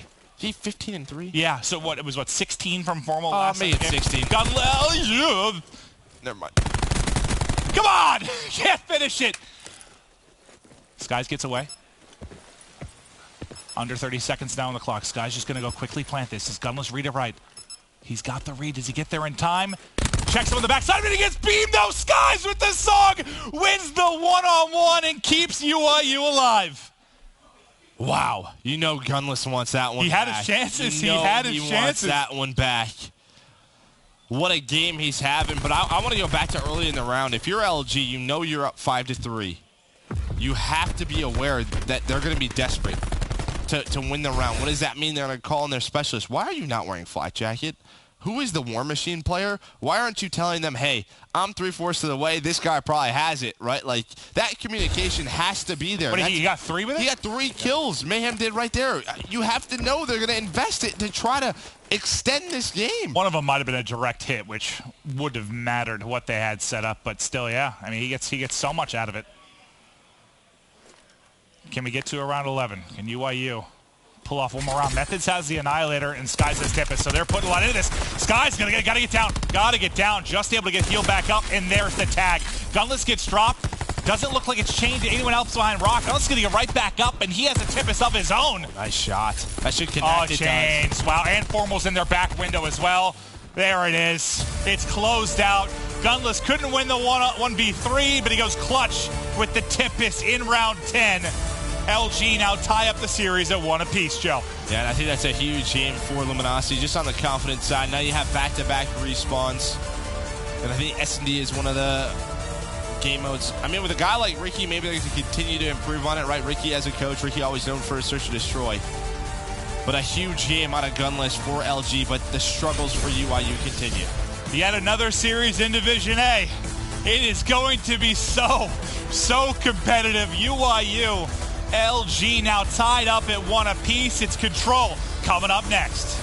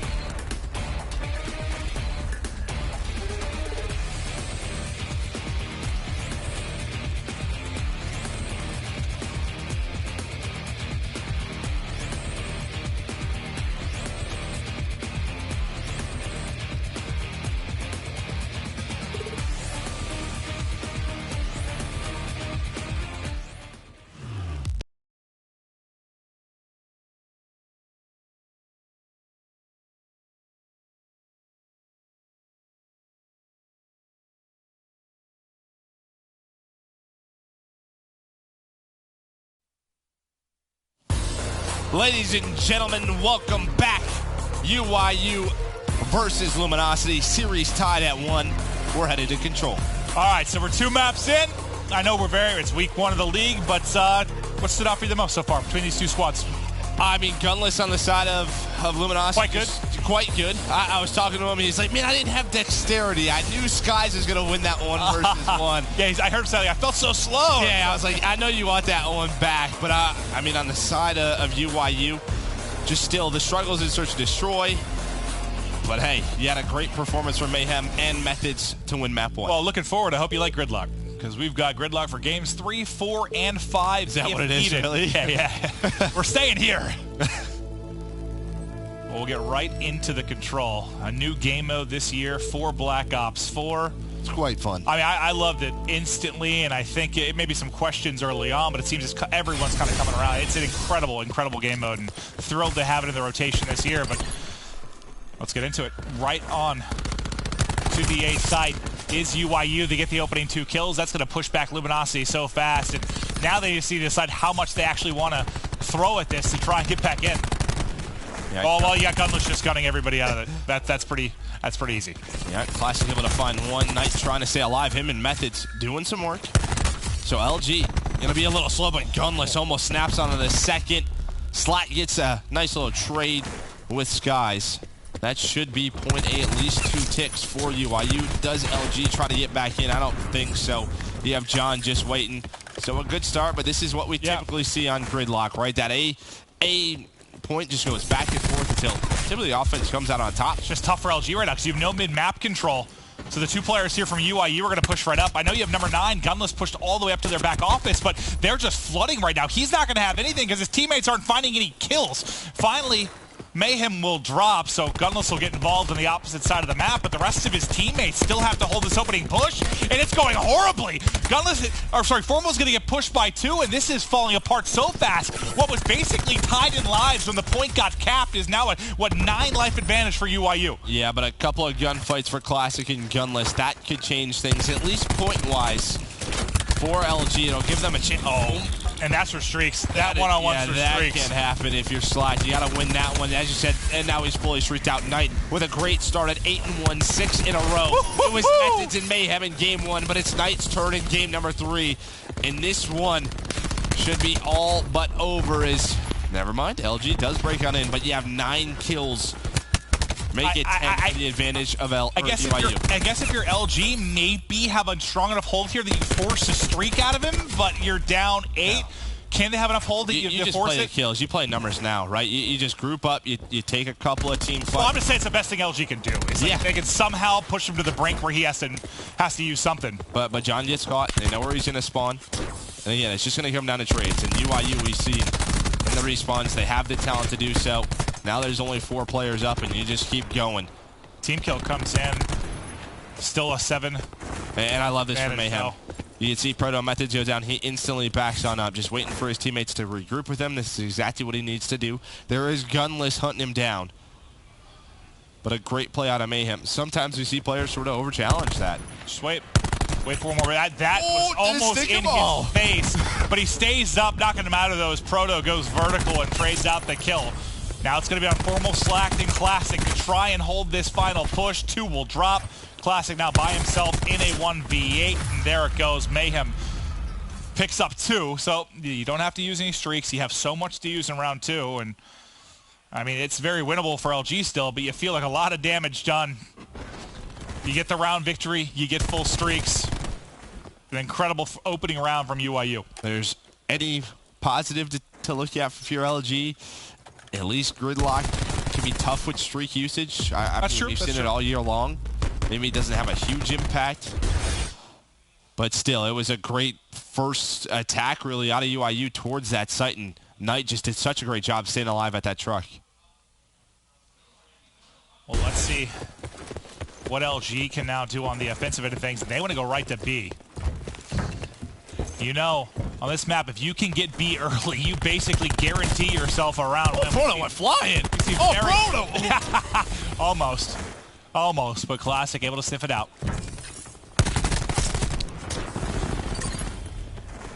Luminosity trying to fight back and tie this up at 1 apiece in the map 3. They're coming off a strong win there in the Search and Destroy. Let's get to an Astro Gaming listen-in with Luminosity. 2 boxes. 3. Trying to wall back, man. Go on, I'm absolute.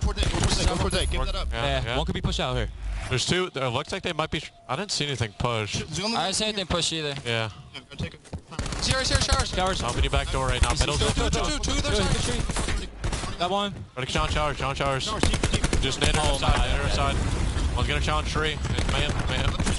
We're gonna rush out showers. I don't see anything. That I see. Nothing on point.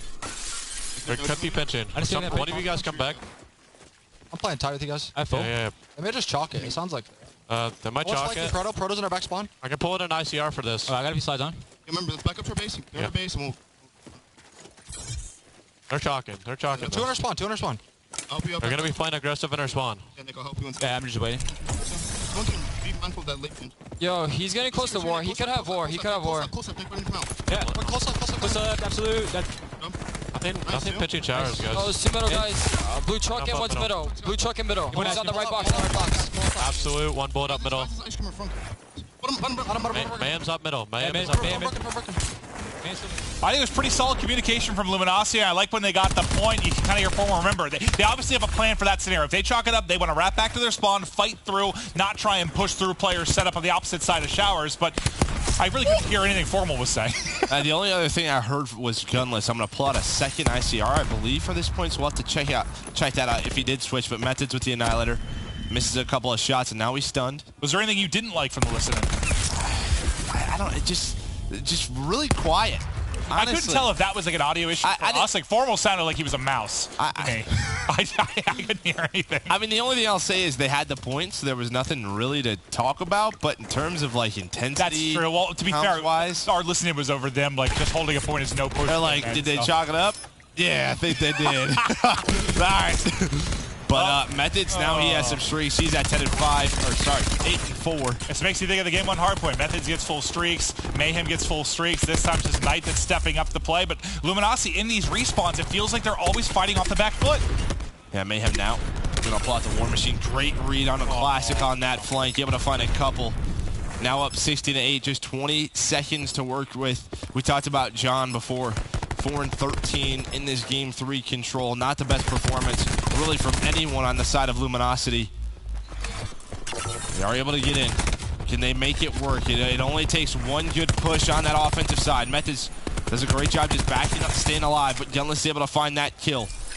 Opportunity still alive, and the grab slam doesn't connect with anything, but John gets taken down. It's just, once again, you're in what seems like an impossible scenario. 3v9, Stun comes in. Gunless will see you next round. 1 player remaining. Slack finds a couple of kills, but good luck. That'll do it. He'll get shot by 2 players, and he will drop. It's just weird to think, like, I don't know. You just think LG respawns will be fine. Like, Search will be the struggle, and right now it is a polar opposite. UIU completely outplaying them. I know we've talked about maybe the struggles a bit from LG, but God, you got to be really impressed with what you're seeing out of UIU. Yeah, I mean, I think you talk about slaying-wise 3 big pieces in this game. Mayhem, Methods, and Knight. Those guys have put up those numbers quite well so far in those respawns. So, and sometimes, you know, people talk about KD's not everything, but if it's your job to play selfish and get streaks at times, the big thing is, are you getting those streaks? And right now they are. When they're in a position to get them, they are getting them. Gunless not able to find anything. Tried pulling out that Tempest to make the play. Regression already at that A side for UIU. They haven't even lost anyone yet. Does LG go for it? Slack gonna slide on in. He's gonna get taken down. Classy trying to find a second. Not able to do so, and that should be A for UIU. John, you just get caught. Well, that was way too easy. This may be a 3-0 in map 3. But Formal has the Annihilator. John getting close to the War Machine, and Slack will have his Grab Slam. On the other end, the only thing that might be available is Vision Pulse or Tac 5. But as I say, only available, you still have 5 streaks to use as well. Slack does have a nice Grab Slam to get a couple of kills, and he kills the drone squad. So nice play out of Slack, who's taken some flack maybe around his specialist usage there. Does a great job. Yeah, he's had some pretty solid Grab Slams. I think as long as you connect with one. Yeah, 2 in a Job drone done. squad feels like a hefty Christmas amount. present. Now UIU, remember, it was at this point where basically the same thing with round number 1. They pushed through the back, but they won all of their kills. Vision Pulse popped as well from the side of Skies. So can UIU take advantage of it? And they do. 3 go down for LG. Slack trying to stay alive inside of boxes. Not able to do so as Knight has just been so tricky. In the base of LG, finds another one. Formal has to pull out the Annihilator. Nice shot, but you have the Hellstorm. And now UIU in prime position maybe to win this 3-0. Yeah, they're in very good position to get it done because now Skies has a Lightning to work with as well. So many streaks. You have no specialists. You have no specialists on the side of LG. How God hasn't even have a War Machine. Yeah, he's 8 and 18. Not a stat line you typically see from a player of John's caliber, but a nightmare map 3 for him and LG. As UIU proving to be too strong in this mode. But just like that, that life advantage evaporates. But you still have the streaks available for UIU. So do you go for the jugular here and just use what you can to try and close it out? They've already used a couple, right? So it's just one of those things. But this is that moment, right? Yes. If they use a lot and they LG's lose this right round, back into exactly. So what do UIU opt to use? Can they close it out? As we're tied up at 13-13 in lives. Just depends on Knight. I think if he invests the drone squad, they're going for it. So we'll have to see what he decides to do. Okay, so we're going for it. We're trying to win the game right here. 3-0. Proto going to make his way inside boxes. Nice gunfight win. Can he find that second as well? Just staying alive. Gotta be kidding me. Picks up the Maddox. What is going on, Clint? Well, finally he's going to drop, but Proto is giving me anxiety. Trophy out. They're so stacked on it. They're getting close to the final point. That's it. Drone squad's picking up kills. They back him up with the Hellstorm as well. And there it is. 3-0 for UIU in the control as they've now taken both respawns and a 2-1 edge in this best of 5. Great plays out of UIU. I mean, when you look at how efficient each offensive push was after the A site, typically we don't see that, and maybe that's a weakness on the side of LG. That A site goes down. What does that attacking team do? They love to go through the flank. They try to set something up through boxes where we saw Proto. Usually the defensive team can hold that off. On the side of LG, just not able to do so, and that's a problem. I mean, that's 2 respawns dropped to a team we expect them to beat. And you've talked about how important the SOG duo is with these rosters, and right there, I mean, they're just getting smoked. I mean, John's at like -10. He's having a... Do you think there's anything wrong with this team right now? It's making it difficult for the SOGs? He doesn't even get a War Machine through a whole respawn. How do you win a game? You don't. You absolutely can't. And again, talent is no question. It just feels like at this point, LG does not properly know how to play this game. Do you think that's a factor of just the time off from Vegas and maybe lack of quality scrims, or it's just the composition of this team is a problem? I mean, I just think it's the composition at this point, because when you look at the time from the Pro League qualifier to now, the only teams they had to scrim were the top 4, which was E United, Splice, and Optic, and I watched those scrims, so they had quality practice. Yeah. Well, I mean, quality practice. I mean, they had quality teams to play against. Maybe it just wasn't quality for their side. So far as improving is what I meant. Like, it doesn't seem like they've gotten better since Vegas. If anything, it seems like maybe they've gotten worse since Vegas, which is never the case you want. But I think we're going to watch the final minute of this before we hop in to the next map, just waiting on the hard point to get ready, and we'll sort of see. This is the point we were talking about. What is going to be utilized on the side of UIU to get it done? As soon as you saw that drone squad called in, you know they were going for the throat. Yeah, you see the drone squad called in by Knight, but as a defensive team, you're ready for these pushes. You have one Blitz all the way on his side of the map, but Proto wins that opening gunfight. I have no idea what happens between here, but Mayhem gets 2 with the cluster. I actually didn't see that. I was so focused on Proto going nuts in there, I didn't see that either. So that's actually the big play from that moment. And then, so as soon as that happens, he gets 3. John backs on up, which opens up that streak for Methods. Then you have the streaks, and that's game over. Tell you what, sometimes commentating Call of Duty is tough. There's 5 players on each side. It's so. I was so locked on that fight inside a post, I didn't even notice the cluster come in. So that's what 3 that Mayhem picked up there. He had a monster game 1, big play down the stretch there in the game 3, as chaos ensued on that final push. And now LG, they look frustrated. As they should. Yeah. And that's sort of... Oh, you saw Formal's face there, shaking his head. That's sort of what can happen when you're at the league. You have a match every day. Every single day you're losing. You get frustrated. It just comes to those days off, right, towards the weekend. Can they figure things out and improve that next week? That'll be the big question, but it's not over yet. It's not over yet. You have to think it's a team with a high ceiling. It's going to get better and better as they now get back on land. But, well, with your thoughts, I mean, at least there's no change is going to happen until right before Fort Worth. So you've got a month. You've got 7 matches in this first leg. Yep. 7 matches in this first leg. Just playing each team once to start to get something going. But these 2 weeks could decide the fate of this LG roster.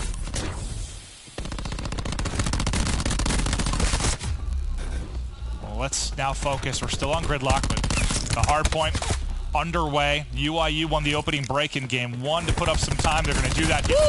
Go for a ride. Wow. Proto's movement. No, you just go off that hose. You didn't know you could do that? Yeah, no, I love it. Okay. Well, but we've been talking about his movement throughout the course of this whole series. Well, if you...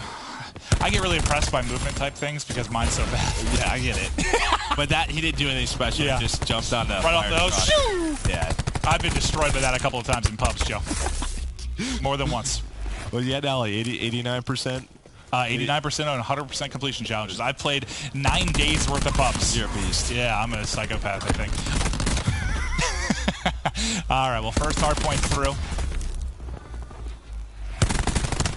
Mayhem inside a post, just trying to find kills. Focus now to Semi.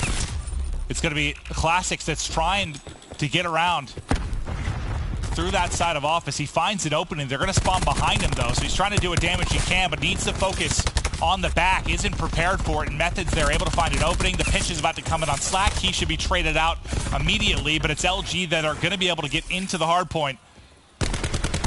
In my eyes, I mean, Pravardis is going to be on... See if John can bounce back from that game 3. Can he have a big performance? I don't think anyone really had that great of a performance from the side of LG. Anytime you give up 2 sets of streaks, you're probably losing in the slaying category. Formal, this is the spot you want to be in. LG with a nice hold here with 20 seconds left. You'll see all of those red arrows start to work towards the bottom of that screen. You do have Classic and Gunless starting to hit into the tree. I mean, if they can win this rotation towards Dojo, this will be big for LG. But Proto checks the corner, able to win the first gunfight. Skies is there as well, and great trades out of UIU. Everybody off spawn for LG. Slacked waiting patiently for the reinforcements to come as they decide on their next hit.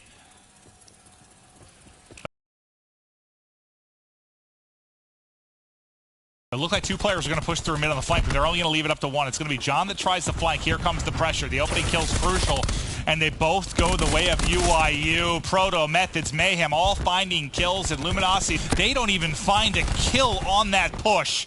You can't hold it better than that. Yeah, the only good thing for LG right now is the side of the map that they're spawning in, to set up for that 4th hill inside that broken house. But LG going for it one last time. They gotta be careful, though, as number 8, that's Formal, spawns out, and UIU get the spawns they need, so this should be huge for UIU if they can lock this down. John's gonna notice it now, and he's in some trouble. Mayhem and Methods, they're able to find a couple of kills. You barely finished your line talking about LG having spawns before you lost them. Someone's gotta think about that. Maybe just waiting back a little bit. Anchoring is what we used to call it back in my day. Well, the anchor has been swiftly removed as UIU will now be into the hard point and try to build up the lead they once enjoyed early in this game. And you can see how far out Luminosity is spawning 3 of their players. Have to trek the whole way across mid-map to get involved. Proto up high. Oh, but he can't hit the shots. The movement's there, but the shots aren't. As he gets cut down, but so far, UIU have done a good job of not allowing LG to get any time on this hard point. Now is LG's time to get in. They get the break, and that's huge because UIU are looking to put LG right back into a big deficit. And again, Methods right now 14-6, already has an Annihilator. So he's averaging about triple positive for the hard points. He's somehow still alive. Yeah, he's played pretty well in the respawns against Luminosity, but LG, he's going to earn 7 Annihilators in this map. They do have a 3-point lead. UIU sets up in this middle hill. And this is one, I mean, really throughout Black Ops 4, really what we talk about, maybe besides Hacienda, is how contest-heavy middle hills are. But on maps like Arsenal, Gridlock, you can get a good amount of time off these initial hills. Frequency. Especially after the first set, where he can get a bit of a better early setup. LG, though, back in front. Lead change after lead change in this map 4. Luminosity have to get the victory if they want to see a Game 5 and a possibility of winning this series. A good hold at mid-map for them, and they'll get out to the biggest lead they've had in this game. What can they do, though, in the rotation to semi is we'll shift focus to Gunless as he's going to be the entry man. Doesn't check his left. He should get shot in the back momentarily. That'll happen. But Classic is able to find a couple of kills, so this not good, yeah. It should be early pressure almost immediately onto semi for LG. Yeah, I mean, UIU gave up that middle hill with about 25 seconds left to set up for semi. But LG did fight their way through the back. Mayhem and Proto find a couple of kills. Classic trying to stay alive, but there's the Annihilator out of method. So it looks like UIU will stabilize for now. The pressure is still here. Very close. Is John able to find a couple of kills? Now it's Formal's turn with the Annihilator. What can he find? We talked about how he was one of really the only players to use it at Vegas. It gets a little buff, but only finds one in Proto. Inside, able to find a couple of kills. Proto continuing to dance, just can't get the reload through, but he picks up Formal, who had the Annihilator on. That flank is what's able to really shut down the push from LG into the hard point. But LG will enjoy that final 15 to 20 seconds once again, which allows them to push the lead out. Gunless gets wall banged, and the Tempest comes up empty for him. TAC 5 available for UIU. They have Grab Slam on Proto as well. Proto's got a chance here. Yeah, he's trying to set it up. Coming to my lair. They're there, and there's one. If he got a little bit deeper, may pick up 3, but he still has his team to hold on. He gets it done with the SOG as well. Proto making plays. Yeah, Dojo's been great for UIU. Oh, hold that. This is really the hill that's kept them in the game so far. John, though, as you said, able to find one, and Mayhem's going to pull out that War Machine. I don't know if he's going to find anything, though. Doesn't look like it. The Trey's just going back and forth, but UIU still have control. It's just chaos. It's just when the SOGs get in here, it's just nuts. When the dust settles, though, looks like the closing time will be to UIU as another lead change comes in. The big thing that stood out in the response for UIU, though, one of the big things is they've got a lot of streaks through the first hard point through the control. You've got, what, 2 or 3 sets. That isn't the case here. Yes, Methods is having a good, solid KD performance, but he doesn't have a full set of streaks to go behind that, which is usually what the difference maker is. So Luminosity have survived maybe a solid performance out of him, but you don't have to deal with 6 streaks this time through. And now you've got John with the War Machine. Oh, the timing of that. Well, it could have cost him, but that was a grenade to the shin of Mayhem. Nice trophy from UIU, and Pro's going to come through the front door. John just like, all right, well. And that's another thing for LG, the specialist usage. Formal's only found 1. The War Machines come up with nothing. The Tempest got nothing as well out of Gunless. So it is very difficult to win a map in Black Ops 4 when you basically come up empty behind all of your heavy-hitting specialist weapons. And that's why Vision Pulse and Recon has sort of been, for some teams, back to because you can't come up empty, right? Right, that's it. I mean, if you get 1 Vision Pulse, it could potentially change the game. You get 2 Tempests, but if you only get 1 player, it doesn't really change anything. See how that meta continues to develop throughout the year, but LG once again get the scrap time. UIU though already set up towards the middle, and that's worth talking about, the difference on both sides. The fact that you have the Tempest on the side of LG that come up empty, and the fact that Skies has this Vision Pulse. So when that Vision Pulse gets popped, what can UIU do behind it? Does that lead to a big break down the stretch, or holding a final hard point to get the W? And teams are just getting better, right? You're always having TAC mass, being aware of when Flak Jacket needs to be ready with that War Machine, just minimizing the effect that specialists can have. But Vision Pulse, yeah, can't really be countered. Well, this is where the second time through LG really took the lead and started to take control of the game, was a hold top middle. They're doing a solid job yet again, but now the contest is going to be through. They're dealing with pressure from both sides. UIU able to get in and make sure it's a little bit messy for LG. And I love that as well. You can see the red arrows that back on up. Look at where Proto and Night and Skies already are setting up for this transition. There's the Vision Pulse pop. They did it on rotation. I love that play. They know exactly where LG is going to try to push on through. Now 3 seconds left. And Methods, he's ready. We mentioned no streaks, but Mayhem might get one and gets him at the end of this. Mayhem is on a 6, make it 7. There's the Lightning. So spawning out. They didn't need him to get the W, but you get some on the tail end. It's just a ping for now. They only need 20 seconds. And You imagine he's going to blow up the street, right? Yeah, here it comes, though. It might be a little bit too late, though. Mayhem thought he was going to call it out earlier. Does find one Proto inside the hilt. He's going to get taken down. LG maybe just still alive. Mayhem, can he find any more? Just enough. I mean, considering the fact the lightning was used and the I'm vision backing bolt. away. Back up. Try to wait for your teammates. He's just trying to stay alive inside post. Where's the trade? It's not there. That's a big kill by Slat. And it looks like LG's going to hold down. We're headed to tree, but it comes down to this rotation. You have 3 players from Luminosity. They might have to go at this time. You have to go. Get off of it. All 4 players are here. There's 1 player out. That's Sky stunning on the Proto. These trades are everything. It's Mayhem who's able to get 2, but John's still here. He will finally drop. They're in. But that's going to be Gunless. The tip is in from Gunless. Can he connect? He's not going to be able to hit the second shot. 2 more points needed for UYU. They have to contest. LG can't get in. And UYU go big in tree to secure the 3-1 victory. LG, a tough loss to hold. They lost all 3 respawns. It's just not something you expect. They got some work to do. How surprised are you by that result? Because you said before this, LG was still your favorite. They were my favorite, but I just felt like if UYU could extend that series and just be annoying, get LG frustrated, they could take it. But I just didn't expect it this way. Like, I thought if UYU was going to win it, they were going to steal a respawn and probably win both the searches. Instead, it's the complete opposite. LG win game 2, but they get smoked. They're going to need the coach and VOD and kind of get back to the drawing board and work things out, because obviously just across all game modes, and you don't even feel good about the surge. I mean, you're winning because Gunless dropped 16 or whatever it was. I mean, you're having to have a huge performance. That's all that kept you in the game yesterday with Formal dropping 16. So you're not looking that strong in any mode right now. And again, it's not like, I mean, game 1, I mean, there were some players who went off, but when you look at like Control, you look at that game 4, like, there's not 1 or 2 players who are going off. The rest of the team is struggling. You have a struggled performance across the board. Yeah, something needs to get fixed, because it seems like something within LG is broken. They've only had 2 series. It's still very early, obviously, within the CWL Pro League, but right? It's obvious. Yeah, I mean, you can't, if you're an LG fan or just a Call of Duty fan, you can't look at that and be like, oh, they look all right. No, it doesn't look great. But he got picked up by UYU, is on stage now with our PlayStation Instant Reaction. Thanks, Clint. So what worked for your team during that series?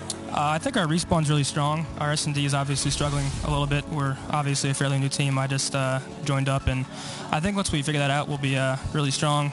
Our respawn has honestly been really solid. Even yesterday versus Optic, our respawn was solid, but first map we started down like 100, and that's not ideal.